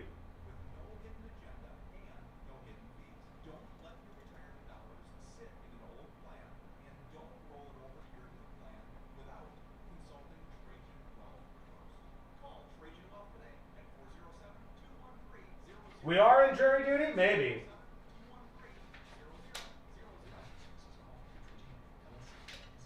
Can I tell you guys, just between me and you, since nobody else is going to care about this, one of my new favorite things in the world it's literally the biggest global show on Netflix. I've never watched even a single episode, but I'm loving it for a different reason. There's a show on Netflix called K-Pop Demon Hunters. Anybody seen it? Anybody seen K-Pop Demon Hunters? Number one Netflix show on planet Earth right now. Okay? Number one show on Earth. Anybody seen this or no? So good. LOL, I loved it. You're kidding. OMG. We're in jury duty. Well, you have to admit that for a second. It's on number one on almost every international chart. Yes. Yeah. K-Pop Demon Hunters, this show and animation about K-pop stars that hunt down demons. My new favorite thing. Because just like you had a lot of the really religious people going after Harry Potter and other like fun movies and stuff for mysticism, there is a backlash against K-pop Demon Hunters. And there's a whole bunch of these religious Karens who are like, we have to shut this down. This show is infesting the globe with horrible demonic ideas, and it's going to be the end of the world because of these K-pop Demon Hunters on this cartoon. Oh, I got a clip of this later. We gotta watch this together. Oh, it's something else. No, plenty of other crap to watch. There is a lot to watch out there. But this is an interesting phenomenon that a lot of kids are watching. Tons of younger people are watching this show. Huge generational divide for K-pop Demon Hunters, for sure. All right, jury duty.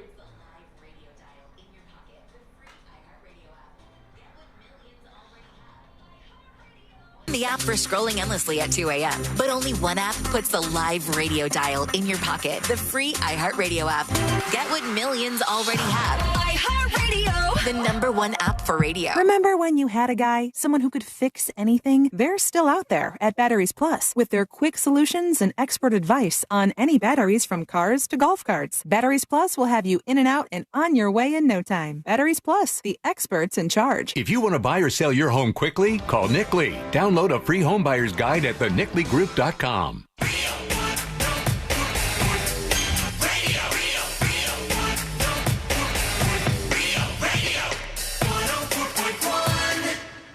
On a constant quest to stay calm, like that bear in the hammock.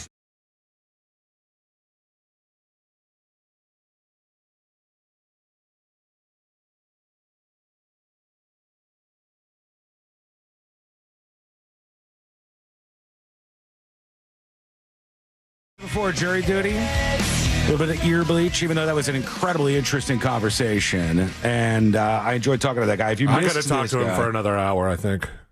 That was a guy who's deep into data. And honestly, I appreciate that. I personally like that. It's like you'll take all these preconceived notions you'll have about a topic as crazy and dramatic as school shootings, and it'll spin you on your head because you'll go, oh, my God, when we look into the actual data in front of us, there are things that are actionable. There are things that you can focus on to maybe help stop this from happening in the future. In my head, I'm like, how do I ask him without sounding somehow rude what it's like to meet new people and tell them I am an expert on school shootings? Or check out my podcast. We just covered the school shootings. What was this podcast called again? Like schools open shooting? Back to school shootings or something like that. Back to school shootings. I was like, oh God! But I wanted to ask him like what he does for fun. Yeah, it's got to be something. But totally. it's incredible work what he does. Like the stats, and I had never heard in my life, at least the way that he put it, that like all these lockdowns or the. What was the phrase? Fight, right? Run, hide, fight. Was based on a Hollywood budget. Like, that was PSA. mind-blowing, man. Yeah, because you don't think about it. It's just catchy stuff, and then you go, oh, well, that makes sense. And then he goes, yeah, but what about this? And the data shows this. So that was interesting. If you missed that, go on the podcast and check it out. Couple of distractions real quick. Love this story. Love this story. There is a British metal band that's having a bit of a moment right now. Okay, this is a band called Cradle of Filth. And They've been was around for a long time. Yeah, they're like, I mean, I don't know any Cradle of Filth songs, but I've heard of Cradle of Filth. And they're having a major breakdown right now in the band. 2 members of the band Cradle of Filth have quit. They have argued that low pay and stress are some of the reasons for their sudden exit. They said it's a lot of work for relatively low pay being in the band Cradle of Filth. The stress is quite high, and we haven't felt for a while like this band is prioritizing and caring about our members. It's been years of unprofessional behavior from people above us that have led to our decision to quit the band. And one of the things these guys said was like a sign that something had gone wrong with their metal band Cradle of Filth was they said there was an irresponsible decision to do a joint song, a collab with Ed Sheeran. And they're like, basically like, we wash our hands of this Ed Sheeran collab. What kind of metal band are we in that they've made a decision to work with Ed Sheeran? It says, the song feels like foolish clown antics for me at this point. First, it was a charity single we did for kids. Have you seen what you guys wear on stage? And you're calling the Ed Sheeran song foolish clown antics? You got to be out of your mind making a statement like that. They are very serious about what they're doing, and they said we can't get involved in this. They said the song feels like foolish clown antics for me at this point. First, it was a charity single for kids, then a for-profit single, then on the next album. No disrespect to Ed Sheeran, but why the F are we working with him? And then one of the other members of the band hit back and said the rest of the band. Yeah, me too. The rest of the band are cool, even if taken aback and accusations towards management, blah, blah, blah. Patience is a virtue. The truth will always come out. The Cradle of Filth band members just not doing well right now. Times are tough over there. All right. That said, here we go. Let's do jury duty. Court is now in session, so put your phone down and pay attention. Before we call the bailiff over to whip your ass, you're now on jury duty with the News Junkie. Jury duty brought to you by the one, the only Mo DeWitt of the DeWitt Law Firm. Injured on the go? Just call Mo. 800-CALL-MO, 800-CALL-MO, or go to justcallmo.com. If you're in an accident, Mo's your guy. His attorneys are going to help you out. This is a law firm that is small enough and tough enough that they can take on the insurance companies, but not lose you in the mix. They're going to know who you are. They're going to know your story. They're going to show up to court and fight for you and be fully prepared, unlike some of these big behemoth law firms. You don't want anybody who's too big or too small to protect you in the case of an emergency like this. So lean on the DeWitt Law Firm. 800-CALL-MO, 800-CALL-MO, or justcallmo.com. Let's go back over to D.C. real quick. I saw that the mayor of D.C. was making some comments about how things were going in the city after like the Fed takeover and all that stuff. Here is Mayor Bowser, Muriel Bowser, speaking yesterday about the feds and crime and all of that stuff from Trump's crackdown on D.C. And we greatly appreciate the surge of officers that enhance what MPD has been able to do in this city. All right, hang on. Let me pump that up just a little bit. But she said, we gratefully appreciate the surge in officers. She seems to be on board with what was happening here. The most significant thing that we are highlighting today is the area of crime that was most troubling for us in 2023. All right. And we have driven it down over the last years. But I'm going to get my glasses so I can make sure I can see it correctly. This is when you're getting old. For carjackings, the difference between this period, this 20-day period of this federal surge and last year represents a 87% reduction in carjackings in Washington, D.C.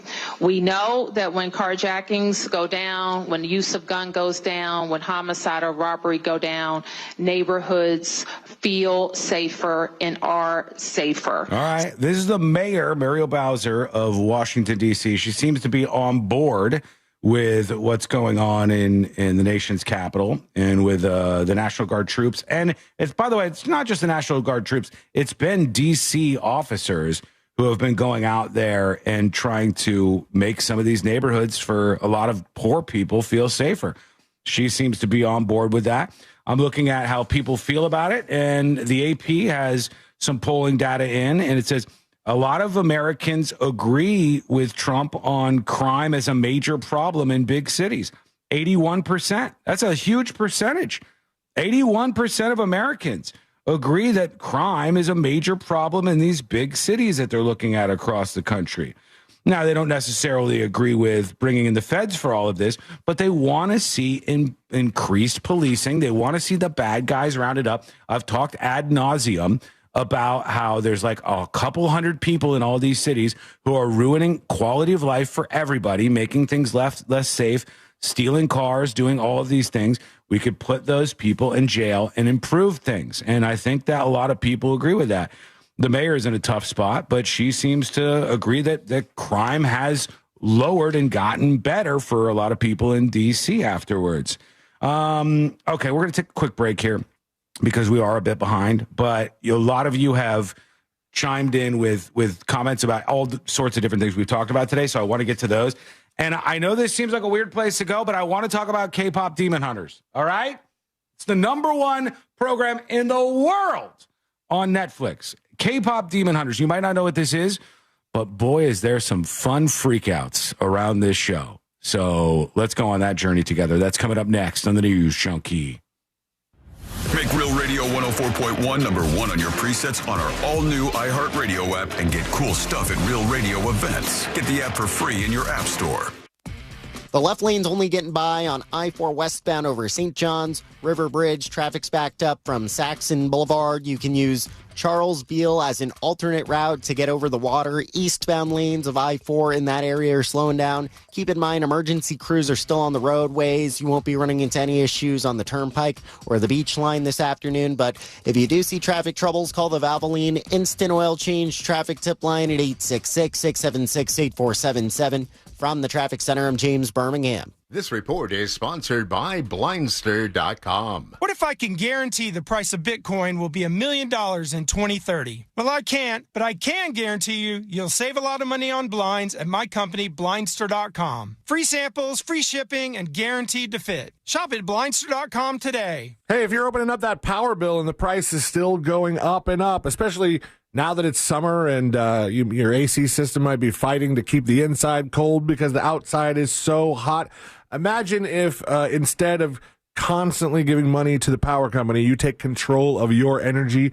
That's what Solar Installers of Florida excels at. If you think you could be the one to go solar, they've been helping homeowners do so for 17 years. You might be surprised at how affordable it can be. They'll work on the financing options with you and combine that with the current tax credits you could be saving right away, day one, and keep saving year after year. Plus, their team maintains quality. They handle the install, the engineering, permitting is all in-house. No contractors, no outsourcing. It's all them, so they're going to help you out and let you go get free from the power company and have the freedom of a solar system where you're not only making your own power, but storing it yourself. If you're wondering if it's worth it, stop wondering it. Find out today. Get a free quote by calling 407-777-5050. You tell them C-Lane from the News Junkie sent you, you'll get an additional $500 off that bill. Call 407-777-5050 or check them out online at solarinstallersofflorida.com. This earful of real radio is brought to you by JustCallMo.com. Injured on the go? JustCallMo.com. For more information about contests on this station, go to realradio.fm/rules. Hey, it's that mortgage guy, Don. Good news. We offer HELOCs and home equity lines of credit with scores as low as 640. Find out if you're qualified today at thatmortgageguyDon.com. With thatmortgageguyDon.com. Sunnyside Electric. Hi, half my outlets stopped working. I got a new bread maker. Have you tried focaccia? My outlets don't work. Oh, no toasties for you. I should have called Frank Gay. I bet they don't have a bread maker. I'm calling Frank Gay. When your power goes out, don't settle for half-baked electrical service. Call the pros who fix it fast. That's the Frank Gay way. That's the Frank Gay way. FrankGayServices.com. Daytona Beverages and Bud Light celebrate our local heroes. We continue to meet sacrifice with hope for America's first responders and military families with our Folds of Honor Local Heroes Challenge. A portion of proceeds from every Bud and Bud Light sold this summer will be donated locally to Folds of Honor to fund scholarships for military and first responder families. Look for festive Bud and Bud Light summer displays at your favorite retailers. Purchase Bud or Bud Light and raise one for our heroes this summer. Daytona Beverages is locally owned and operated out of Volusia County. This summer, escape to a place where history echoes through the streets, where epic beaches embrace breathtaking sunrises, and days are filled with adventures. From the historic charm of Old St. Augustine to 42 miles of scenic coastline in Ponte Vedra and the beaches, every moment brings a perfect blend of exhilaration and rejuvenation. Start your summer getaway now at floridashistoriccoast.com. Here's something most of us don't want to think about, but probably should. Clay Travis and Buck Sexton here for our friend Mike Lester and the team at Talon Wealth Management. That thing we don't want to talk about is a will. If you don't have one, Mike and his team would like to help you out. They'll start you off with a comprehensive financial plan. If you are 55 or over and have saved at least $250,000 for retirement, the Talon Comprehensive Financial Plan is complimentary. And when that plan's in hand, you will also receive the gift of a will and trust courtesy of Talon Wealth. The folks at Talon Wealth are not attorneys, but they work with a group of attorneys who'll provide a will and trust at no charge to you. Reach out at 813-755-5000. 813-755-5000. One more time, that's 813-755-5000. And be sure and tell them that Clay and Buck sent you. Advisory services offered through Talon Private Wealth, LLC, a SEC-registered investment advisor. The information provided is for educational and informational purposes only and should not be construed as legal, tax, or financial advice. Sound familiar? At Mattress Firm, we understand there are many problems, like snoring, aches and pains, hot sleep, or even an old saggy mattress that can keep you up at night. And our sleep experts have the unrivaled know-how to match you with a mattress that can help. And now get a king bed for a queen price, plus a free adjustable base with select Sealy mattresses. For the great sleep you deserve, visit Mattress Firm. We make sleep easy. Restrictions apply. See store or website for details. If you've been in a big truck accident, you better have a lawyer who understands the traffic rules for big trucks. And a lawyer who can navigate the hundreds of laws that can complicate your case. At Farah and Farah, we're ready to go the long haul to fight for you. Orlando. Planning a trip to Orlando? After the rides and roller coasters, keep the fun going at the legendary Cocoa Beach, the closest beach to Orlando. Whether you're surfing the waves, paddling with dolphins, or kayaking alongside gentle manatees, Cocoa Beach is where adventure meets relaxation. So, when you visit Orlando, don't just stop at the theme parks. Add some sand, surf, and sunshine to your trip to Cocoa Beach on Florida's Space Coast. Visit legendarycocobeach.com. Law and Order Criminal Justice System is back. In Season 2, we're turning our focus to a threat that hides in plain sight. There's been a bombing at the TWA terminal. Just a chaotic scene. That's harder to predict and even harder to stop. That's why terrorism works. It doesn't care who you are. Open your free iHeartRadio app, search Law and Order Criminal Justice System, and start listening now. Orlando Harley-Davidson Bike Nights are back, featuring food trucks, a full bar, and a massive selection of Harley-Davidson inventory. This August 29th, 6 p.m. at the Orlando Harley-Davidson Historic Factory. Must be 21 plus to drink. Visit OrlandoHarley.com for details. Why choose a Sleep Number smart bed? Can I make my site softer? Can I make my site firmer? Can we sleep cooler? Sleep Number does that. Cools up to 8 times faster and lets you choose your ideal comfort on either side. Your Sleep Number setting. It's the Sleep Number biggest sale of the year. All beds on sale up to 50% off the limited edition smart bed. Plus free premium delivery with any smart bed and adjustable base. Ends Labor Day. All Sleep Number smart beds offer temperature solutions for your best sleep. Check it out at a Sleep Number store or sleepnumber.com today.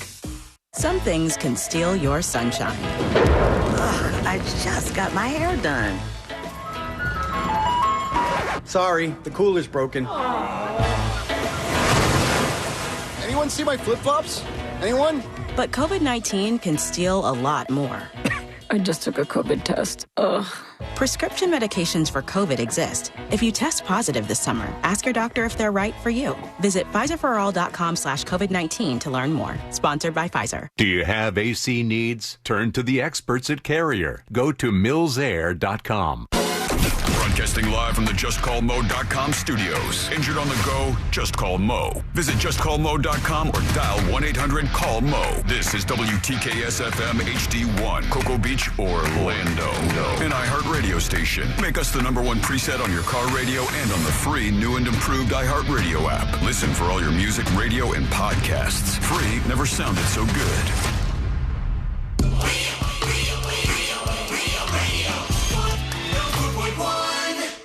Because you're never too old to learn something stupid. This is the News Junkie.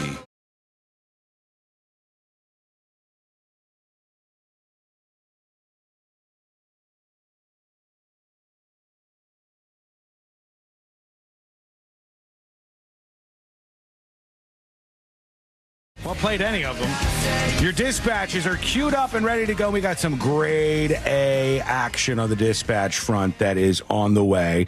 Send yours now. Join into the fun. Go to thenewsjunkie.com. The number one show on planet Earth. I know what you think it is. It's not people watching all the fallout from the Cracker Barrel logo change. That is not it. No, it is not that. Though that is something to watch. Driving down to vacation on Sunday, I think I passed 3 Cracker Barrels. Did you? Because, we're just, you're on a major highway. They're bound to be there. Mm-hmm. One of them had changed the logo. Oh, no. Did they have the new one already up? Yes. Holy cow. I didn't know they did it that fast. I didn't think they had either, but it was the new design. But for whatever reason, since they were replacing a sign that was designed for the old logo, like it was zoomed in and cut off. It didn't look right.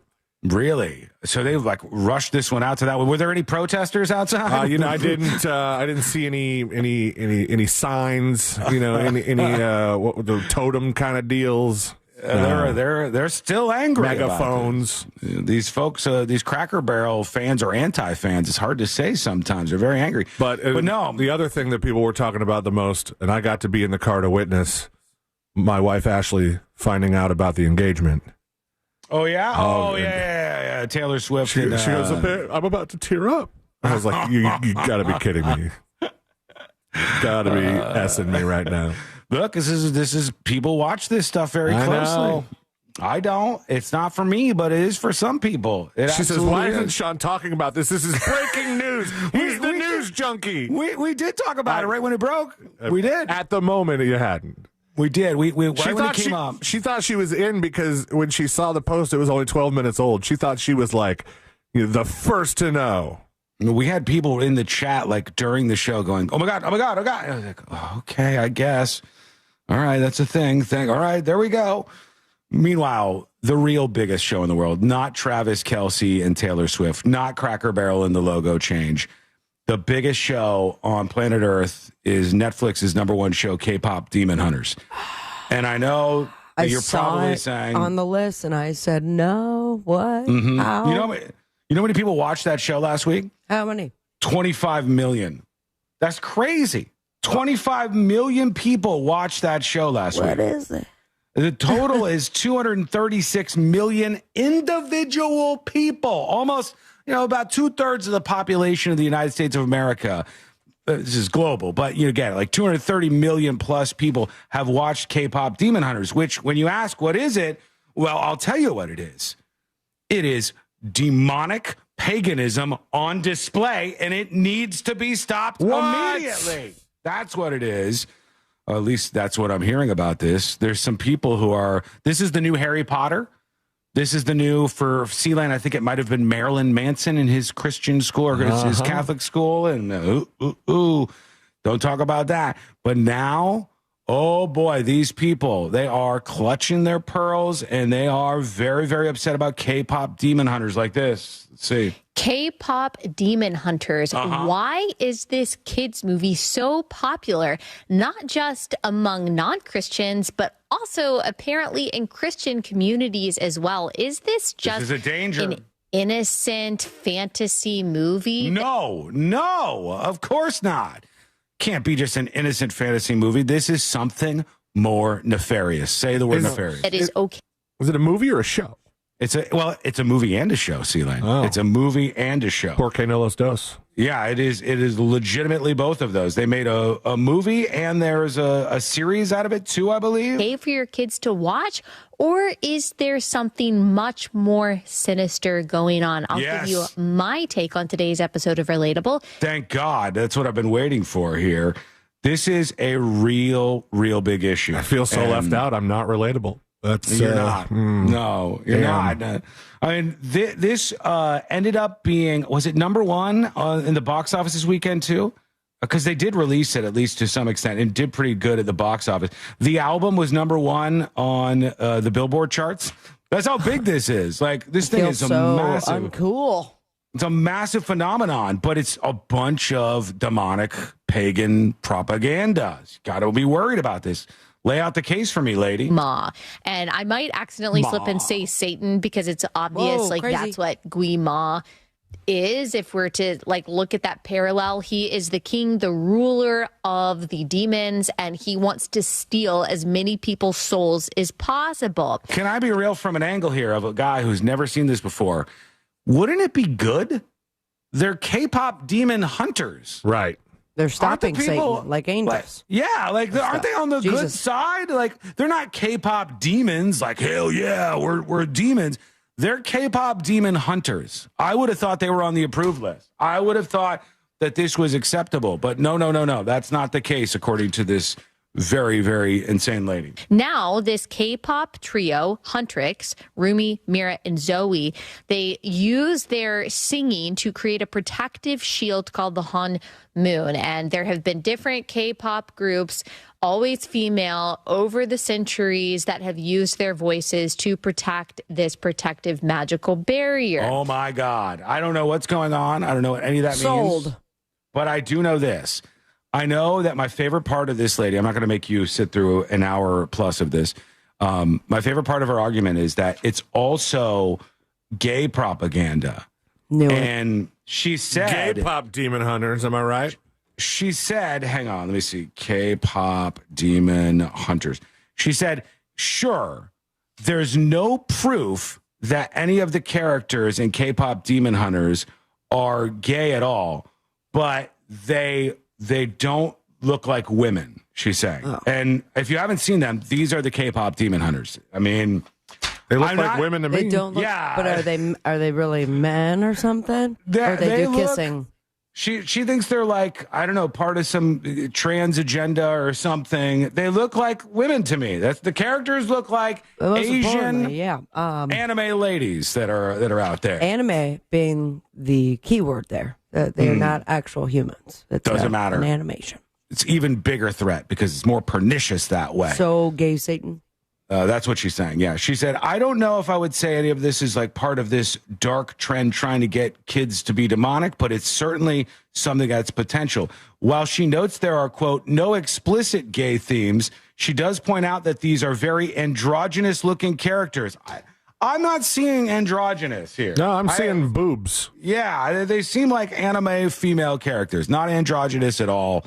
Just like a weird religious Karen reaction to what is a huge phenomenon for young kids. So now, you know, if you hear K-pop demon hunters, stay away. It is absolutely dangerous. Netflix is killing it with the kids, it seems like. They just what else they got? They announced that they're giving another season to Miss Rachel, and I saw numbers on it, and I can't find them again about how many views she got. 8 jabillion probably. What I didn't realize was she only produced 4 episodes of the first season. I was like, is that true? 4? Damn, we are on the wrong schedule. Yeah. Oh, my God. She only had to do 4 shows, and then the little kids are such dummies, they watch the show over and over and over again? Must be. What a world. Could you imagine if we just did like one podcast a month, and everybody's like, well, listen to this monthly podcast again. You know, see what little extra details I can get here. I don't know if that's going to work for us, but it would be nice if it did. Let's see what we got. A couple of emailers here. This is, I don't know if this person wants to be anonymous. I'll keep them anonymous for now. To tips@thenewsjunkie.com. Hi, Sean. Well, I know there might be nightmare HOAs. This person's talking about the proposal to get rid of all HOAs, just to kill them all. I have lived in 2 developments that are small and have loosely enforced rules. What we mainly do, I'm president of my current HOA. Vested. Thanks is for address listening. Concerns by residents, research issues, or contact agencies regarding issues that affect residents but are handled by the county. We also schedule road and common area maintenance and maintain the account for improvements. That sounds like good stuff. As for the government contracts, I guarantee you that they sole sourced the work at Alligator Alcatraz. They can do that. Sometimes it results in cronies hiring their buddies and padding their pockets, but it can happen in a pinch. Jeez. I just wouldn't expect this in the world of politics. Mm-hmm. Are you telling me they're giving these contracts to their friends and they're making them all richer? Son of a bitch. How disheartening, but just very, very, very obviously true. That was part of the no bid thing, where because they had that blanket kind of free pass with the state of emergency that's been going on for a couple of years now. Yeah, which I mean, just the idea of calling something like that an emergency, like a fire is an emergency, and then you put it out and it's not an emergency anymore. If an emergency can last 3 years, then you are the worst emergency responder, I think. Is there a deadline on emergencies? Can we be perpetual emergency? There are some people I know that live in constant emergency until they die. The deadline on the state of emergency is 60 days, but you can just declare a new one every 60 days. It's like you just say there's more emergency. Declare emergency. Yeah. Do you get more power when you do so? Same amount of power. State of emergency declared on the show. State of emergency on the show. You have to say, I declare. I declare an emergency. Is that right? You can't just say emergency, and it happens. Everybody knows. It's out there now. You guys know emergency has been declared here. Set a reminder for 60 days from now, please. Yeah, we'll have to keep doing this. Tips at thenewsjunkie.com. Russell emails the show. My in-laws live in an HOA. They got a notice on their door about a part of their grass that's about the size of your hand. Sean, that's 2 of yours. Rude. That was a hint of yellow. They had a monthly $100 fee until it was fixed. If they didn't pay it, they were going to put a lien on their home. Kiss my ass. That is so bad. That's crazy. I swore off HOAs from then on out. One more. Jer emails and is talking about property taxes. Jer Bear. I live in Canaveral Groves on the Space Coast, and the minimum yard size is an acre.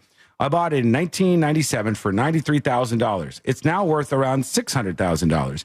It's ridiculous to have to pay taxes on that amount. Insurance and taxes is higher monthly than my original mortgage, says Jer. Totally get that. That's my frustration too. We should not, in my opinion, and this is something I am radical in my stance here, and I'm unwavering. We should never, ever, ever, as American citizens, be taxed on unrealized gains. The moment they start to tax you, this is usually coming from the left, but it could come from either angle. The moment they start to tax you on unrealized gains, meaning your stocks went up, but you didn't cash them out, and they still want to tax you on that, even though your stocks could go back down, or unrealized gains and you bought your house, but they've determined now that there's a higher market value, so you got to pay more taxes. You got to pay property taxes perpetually. They go up and up and up and up, so they can keep spending like crazy. Insane. We should all be rejecting this. Every homeowner out there should be incensed by the waste that is taking place as they just juice more out of us. And you can never really own your home, for God's sake. It doesn't seem fair. All right, we're going to take a quick break. When we come back, we're going to check in with you and see what's going on. We got an update on that. The wrestling incident, maybe some charges coming potentially, and a whole lot more on deck on a very busy Thursday. That's coming up next on the News Junkie. Real Radio is on Instagram at Real Radio 1041. Sponsored by the law offices of Anajar and Levine Accident Attorneys. Call the law offices of Anajar and Levine at 1-800-747-FREE. That's 1-800-747-3733. Hey, folks. Emergency crews are clearing up that accident there. Expect intermediate lane closures. Eastbound lanes of I-4 in that area is slowing down. You could use Charles Beal as an alternate route to get over the water there. No issues on the turn. Have you seen the rumors? I saw it on Snopes. They said Trump has 6 to 8 months to live. Trump dying rumors. Does the president really have 6 to 8 months to live? Dying soon? Question mark. All over the place. I feel like it's fantasy projection. I feel like it's people who very much dislike Trump, kind of wishful thinking kind of stuff. His ankles say 3 months? Bro, if ankles are the determining factor for when everybody's going to die, half of America is ripping 3 months. Some big fat ankles out there. solar system for you, complete with battery storage. That not only means lower bills all year long, but reliable backup power when storms roll through. And while others are waiting for the linemen to come through, the utility Show us your ankles. Keeps running. Why are you, because I think it was you last time, constantly trying to see me naked? Or some state of nude? I will have you know. You'll save an extra $500 on your install or visit solarinstallersoflorida.com. I have beautiful ankles. As one can see, this is a portrait of health. This is not somebody who will be dying in 3 months. This is somebody who is in blade-like shape. Have I put on a couple of pounds? I feel like I'm holding weight. I feel like I'm bloating a little bit.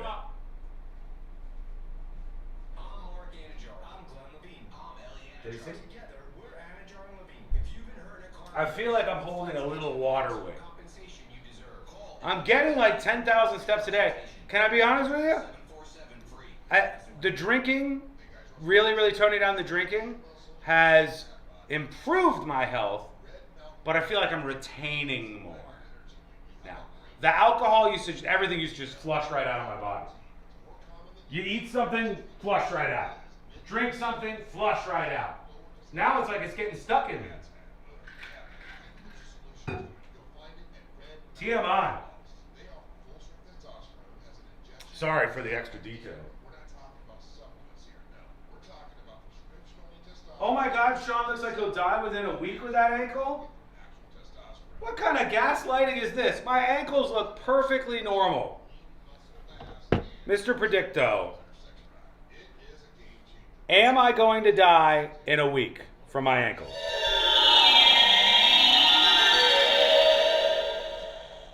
Everything points to yes. That is unexpected. I was expecting different info. I don't believe Predicto on this. I think I'm good.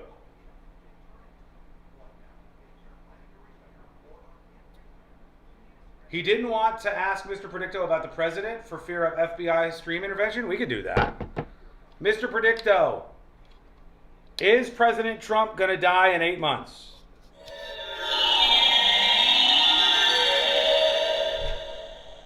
No. Oh, okay. Well, there you go. You have it. Hello? Hi. Hi. I thought I ran over something. Yeah? Because I heard a noise. I think it was just like a cup or something. It was a little kid. No, it wasn't. But then when I got to Publix, I went around to check my bumper. Yeah. What? I was on the ground. No. I mean, it's a lot of ones. Look at this. I looked around to see if there was anyone. Look at this. This is drug money. I touched it, so I might die now. You're not going to die from fentanyl, I don't think, but this was part of a drug deal. And now the drug dealer's probably going to come looking for you. I think you might be in trouble. You just grabbed that off the ground? I was looking at my bumper and it was on the floor. It was on the floor? It was on the ground. The floor of the world? I looked around and no one was looking for it. And so you just took the money? Yeah, I'll give it to like a valet guy. You're not going to give it to a valet guy. I never have cash. Can I have it? Yeah. Why would you give it to me? That's a stupid idea. Okay. You can't have it. What if somebody's like, now, like, where's my money? And they come looking for it here. How much is it? Still counting. $12. $12 on the ground? Yep. I've never found that much in my life. Good for you. David says, dude, I lost my cat. Buddha says, I dropped that money. $12 is a lot to find on the ground all at once, am I right? Somebody's going to be missing this money out there. And then next thing you know, somebody with a specific set of skills is tasked with getting the $12 back. And then they're Spider-Man sneaking into the house at night and killing everybody here. And above and beyond all of that, now she's got money and she still won't make me African food. It's all a bit unbelievable. We're coming back. And help strengthen your immune response. Ask your doctor or pharmacist which vaccines you need. Schedule in minutes at vaxassist.com. Sponsored by Pfizer. Football is back. And the season lives on iHeartRadio. Whether it's fantasy advice Or venting with your favorite host over that blown call. iHeartRadio brings you all of it. From the official NFL Podcast Network. Welcome to NFL Daily. To local stations that bring you the games live. This is 24/7 coverage of everything you love about football. And it all starts now. Just open the iHeartRadio app And search NFL to dive in.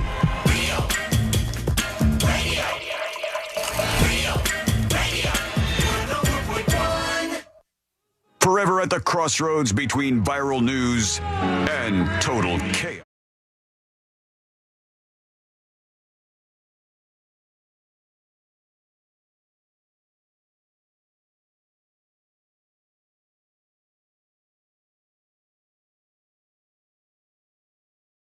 Nice having you with us. Otherwise, we'd just be talking to ourselves. And that, if I'm honest with you, is very depressing to think about. So thanks for being with us.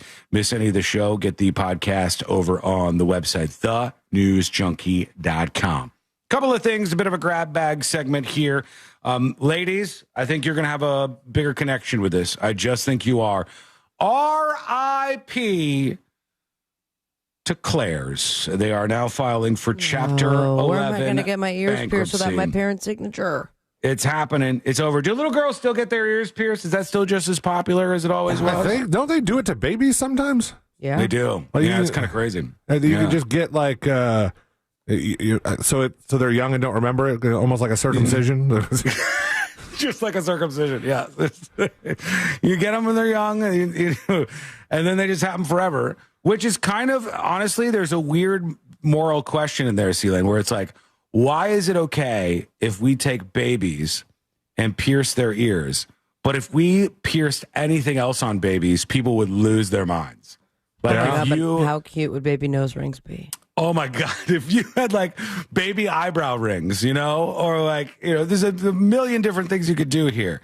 You can even do baby eyebrow rings with like the little toys on them that kids like dangling in front of their face, and everybody would go, get ripped a baby belly button ring. Baby belly button rings. People would reject that idea immediately. But we're like, okay, bring the baby in to Claire's, and we will shoot them through the ear, and we will stab them with these earrings, and all the little kids will have these.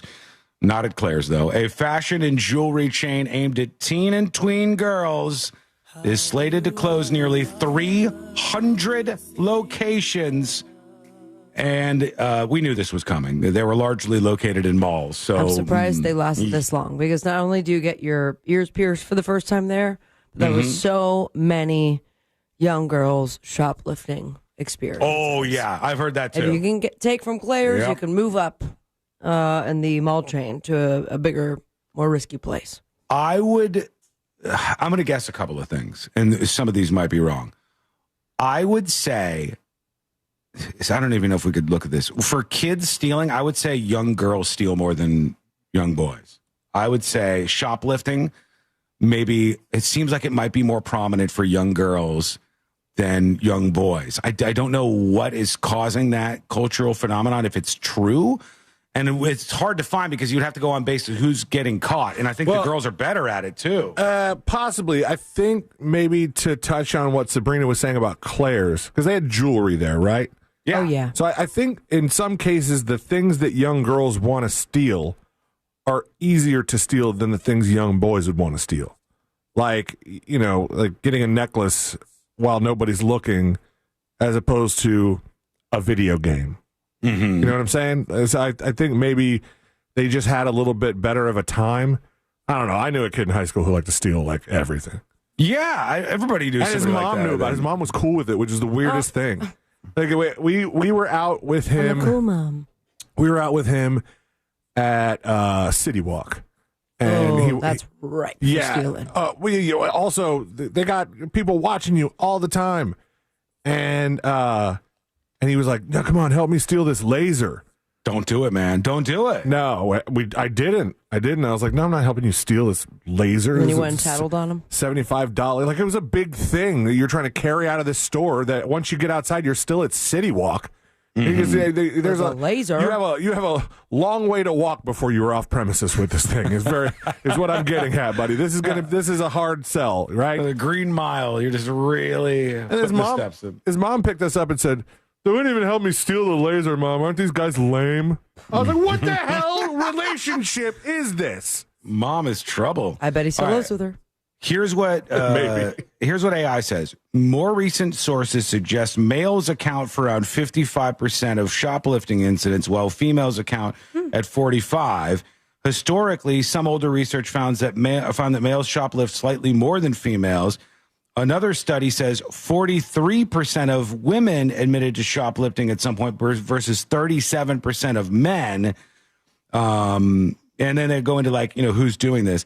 Approximately 25% of adolescents 12 to 16 admit to shoplifting.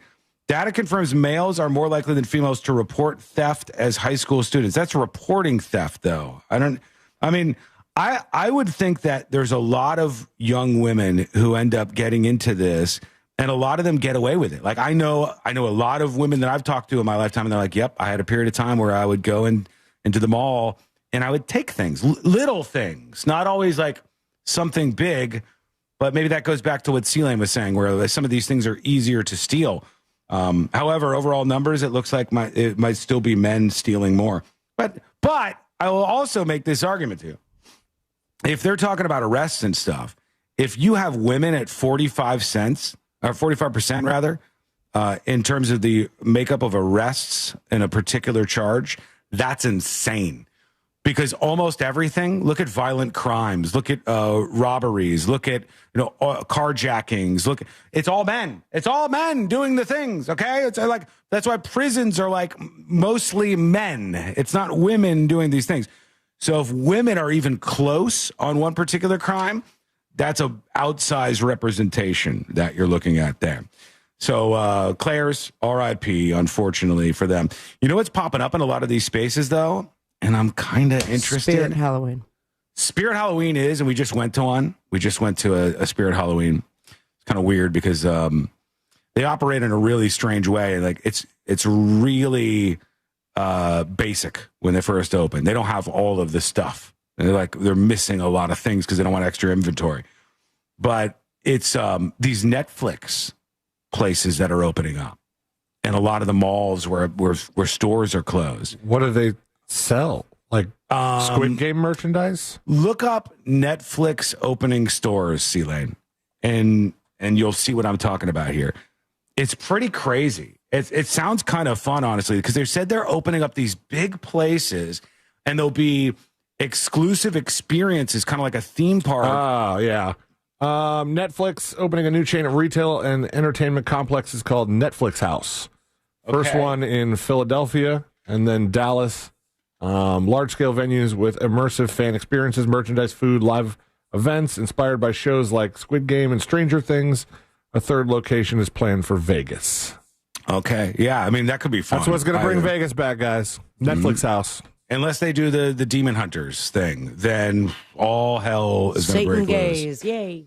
Somebody says, is Shauna, this is Ghostbird on Twitch, is Shauna candy store candy stealer? No. I believe I've told you on this show all of the times that I have stolen anything in my life. It was the lighter. Stole the lighter from Publix when I was probably 15 or so. And then my brother held it over my head forever. And I eventually just told my parents that I did it because I felt so bad about it. And then when I was 20 or so, I was really drunk and I stole a stereo from a mall. I just walked in and I was like, we're going to party for New Year's Eve. And I just grabbed the stereo and then just walked out. And you went on a stereo run? I did, yeah. And those are the only two things. There's no I've good ever song sold. for that one. You never went on a beer run? I've done that. I have done that. Yeah. One time during a hurricane, a beer run. Those are the three things. All 12 of us split an 18-pack, and it was so worth it. Still, I mean, the rush you get. Who got the extra 6 beers? Whoever did the stealing, but we did the distracting. Okay, that makes sense. That's the benefit for them. All right, let's see. Let's work at some dispatches today. There's a ton of you who have sent these, so I want to see what you got. This says it's about HOAs from John. What up, news junkies? Hey. So, Sean, I just sent you an email at tips@thenewsjunkie.com about a woman that got put in jail for over a week because of the HOA and her lawn being slightly brown. True story. Yeah. Check it out. All right, guys. Peace. I've heard of this before. It says some YouTube channel talked about this. A woman who lived in Florida was jailed for over a week. A fight between her and the HOA. They were told to fix their grass because it was getting brown. That happens a lot during the summer and stuff. She wasn't jailed for the bad grass, though. Wouldn't she be jailed for something that happened during the dispute? She would have to be. Yeah. HOA doesn't have the power of arrest. Well, it says, and I don't. This is just an email, so I grain of salt everything. Well, I guess after the second notice, the homeowners association brought her to court, and literally because of that, a judge put her in jail for over a week. She finally got released Screwy. when somebody high up found out and made the judge let her out. I don't know if any of that is true. I am putting zero weight behind that, but that's what the email says at the very least. She got a contempt of court violation or citation when she missed a court date for the violations after failing to receive a court notice. That's it then. I mean, come on. It's very, very different. That's like, I don't know if you've seen the talk about Trump's new executive order about the flag burning and stuff. And you get an automatic year in prison, which is obviously stupid and unconstitutional. The executive order doesn't actually do anything. It's just like, hey, if you're committing other crimes and also burning a flag, somebody to protest this burned a flag right next to the White House, and then immediately there was video of them getting arrested. And they're like, look, he burned a flag and he's going to prison. I thought this was the United States of America. It's like, you can't just light stuff on fire in a public park, dummy. There are other crimes that take place. It's like when you light an American flag on fire at a public park, you are committing a crime. But it's not because of the flag. It's arson. It's because you're lighting something on fire. That's what the problem actually is. All right, one more. Here's Risa. Risa? I had my daughter's ears pierced when she was a baby. I'm also Hispanic, so it's very normal for baby girls to get their ears pierced very young. But we also do it because the older that they get, they tend to mess with them. Like if, they're, 4 or 5, they'll touch them and their hands are super dirty and they tend to get infected. As of babies, they won't touch their ears and then they forget about them. It heals properly. Okay. And plus they look super cute. Anyway, bye. There's the reason. I mean, they do. That's it. That's it in the end there. Because it looks super cute. That's why we do like 9/10 of stuff that we do. Then they'll gauge them when they're in high school, and they're going to hate it.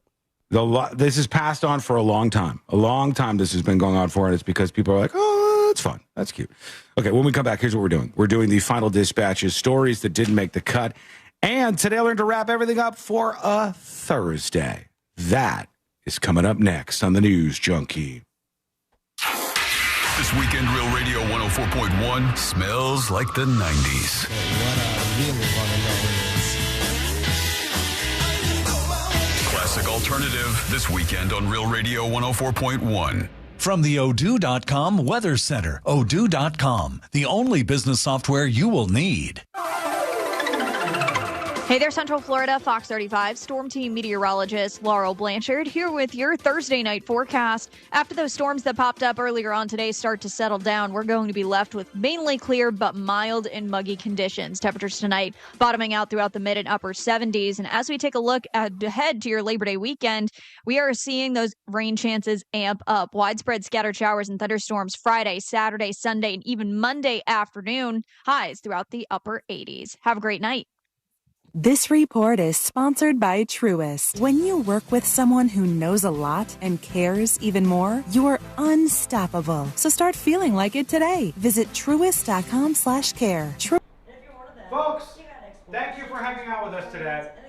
It's been a roller coaster ride. We've gone through a broad series of emotions today. And the whole time, all I could think about was how excited I am we get to spend time with each other each day. So thank you for that. And with that said, it's now time for you to rate the show. Out of 10, what are we looking at today? 10 out of 10 is the best, 1 out of 10 is the worst, 0 out of 10 will probably make me cry. But don't let that influence your decision on rating the show. I have to go get Today I Learned. I'll be back post-haste.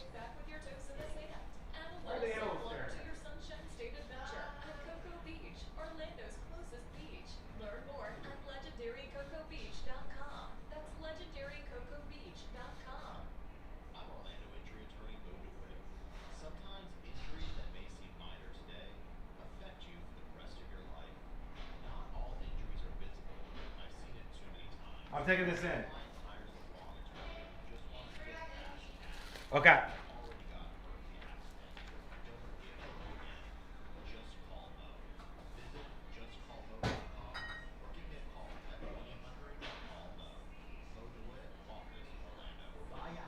Okay, folks. Hang on. Buckle up.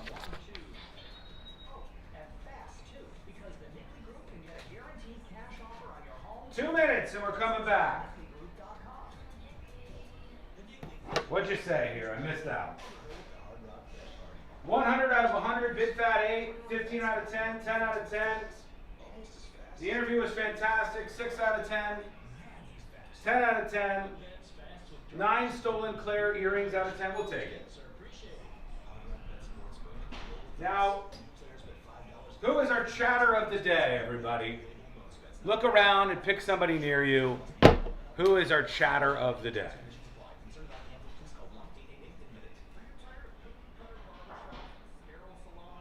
Thank you.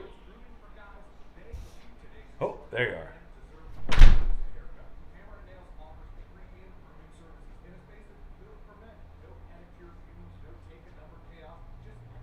Nobody on YouTube.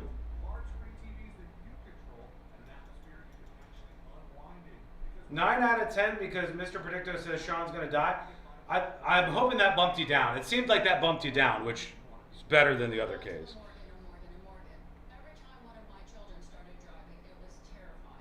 I think we're going to pick Trini on YouTube as chatter of the day.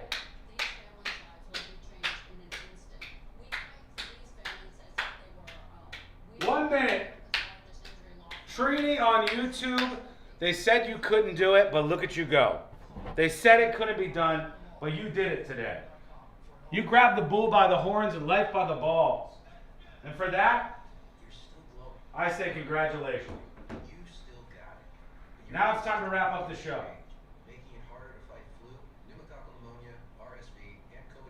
Stay gold, everybody.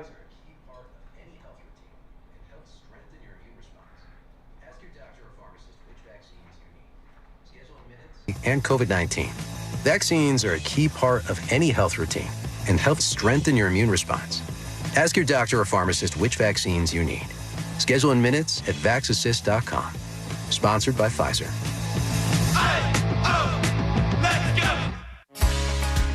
Need better sleep? This Labor Day weekend, upgrade to premium sleep at Mattress Firm's best sale of the year. Let their sleep experts match you with the perfect bed and get the rest you deserve. They make sleep easy.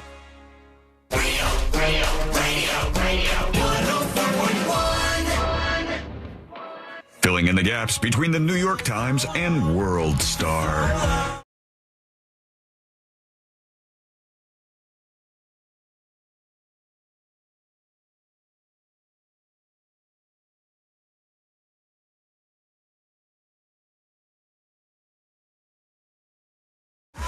And today I learned to wrap everything up for a Thursday.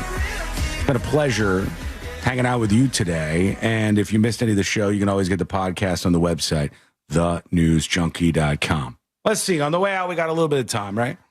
We have more time than we usually do. I think yesterday we had, one of these days we had like 3 minutes. You look up and I go, how are we supposed to put a bow on this in 3 minutes? We got more time than that, though. So what we'll do, since I've been bad about these today, is we'll do some final dispatches on the way out. These are the final dispatches, but Sean will probably only play one. No! 3, I tell you. 3. I better get going if I'm going to play 3, though. Yeah. So let me move here. Let's get moving. Let's go over to Flip is talking about that K-pop Demon Hunters show. Okay, so K-pop Demon Hunters is legit a good movie, and the music that the K-pop movie that the K-pop groups in the movie sing are actually pretty good. And I think 20 of the 25 million views came from my son and all of his friends in the neighborhood, because every time I turn around, that movie's on 1 or 2 of the TVs in the house. So yeah, it's actually a really good movie. The name of the girl group in the movie is Huntrix, which makes my wife the coolest person in the school district she works in, because she wears a Huntrix t-shirt to school, so everybody immediately loves her. So yeah, it's actually really good. You guys should check it out. All right, thank you, Flip. Appreciate it. I like when there's fake bands in animated features. One of my favorite ever being Scooby-Doo Mystery Incorporated. And that's a good one. Mine's the band from Freaky Friday, though they're humans, but that's such a banger of a song. I have not stopped listening to it since Freaky Friday came out. Powerline was a good one. Yeah, Powerline from a Goofy movie. Oh yeah. Sorry, how did I miss that? Yeah, that's a classic. Yeah, there's a lot of like animated bands that are actually kind of cool. I do like that. All right, one more here. Well, I said 2 more, didn't I? Yep. Shelby. Hey, junkies. I'm 100% on board with getting rid of HOAs as a whole. Now, technically, I live in a townhome community, so, like, you can't get rid of HOAs as a whole. You know, I can't just replace my roof. I have 4 houses connected to me, so they all have to be replaced. So things like that, yes, I will gladly pay into, like, an HOA type fund to take care of the homes. But this year, my HOA spent over $90,000 on Spectrum cable for the entire community. I don't watch cable. I don't need that, but yet I'm paying for it. I don't want to, but I have no choice. If I don't, I get a lien placed on my home. It's not fair. All right, thank you. Appreciate that. By the way, clarification, I guess it is just a movie. I guess it's just movies, the K-pop Demon Hunter thing. I mean, it comes off like a TV show, so I thought it was the same. Netflix is usually like when I see something going nuts on there and it's like this, it's usually a series. It's not. I guess it's just a movie, but Skyrave is talking about that too. Hey y'all, my 11-year-old niece is watching K-pop Demon Hunters, and I asked her if it was any good. She like gasped, and she was like, "This is my 900th time watching it." She said it was my 900th time watching it, so I gave it a shot. I was blown away about how good the movie was, and the movie was so catchy. And I did have a friend make us listen to the song today. Oh, really? A couple of weeks ago, I went to the movie theater and I saw Jurassic World Rebirth, and it was an absolute stinker. It sucked. I hated it. It ruined my day. And then I went home, made some dinner, and pulled up Netflix and saw a little movie called K-pop Demon Hunters. I thought, you know what? After that absolute dung heap of a Jurassic World movie, I'll give it a shot. Wow. And it absolutely blew my expectations clean out of the water. The animation is hysterical. The musical numbers are super catchy. Gay and Satan the story itself is actually really wholesome. So I think everybody should give it a chance. That's the funniest thing. Okay, I love you. Goodbye. It's like a wholesome story. It's like actual, like good content for kids. Hunting demons, fighting evil. There's still parents that are like, we can't allow our kids to have this. It's They don't know what dangerous. gender they are. All right, here we go. Let's do these stories that didn't make the cut before we get out of here today. Over in Beverly Hills, that's where I want to be. Beverly Hills Unified School District officials voted yesterday or the day before on a proposal that they think will fight anti-Semitism. So now in Beverly Hills, California, they will fly the Israeli flag on all campuses and district facilities. That's weird.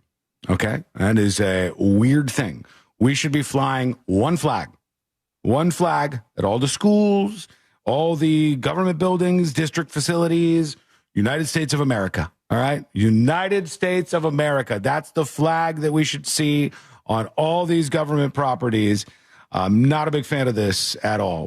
The Israeli flag being put up at the school. Are there problems with anti-Semitism? Yes. You know what can make it worse? Forcing down the Israeli flag on all the school campuses so people start questioning why that's happening in the United States of America.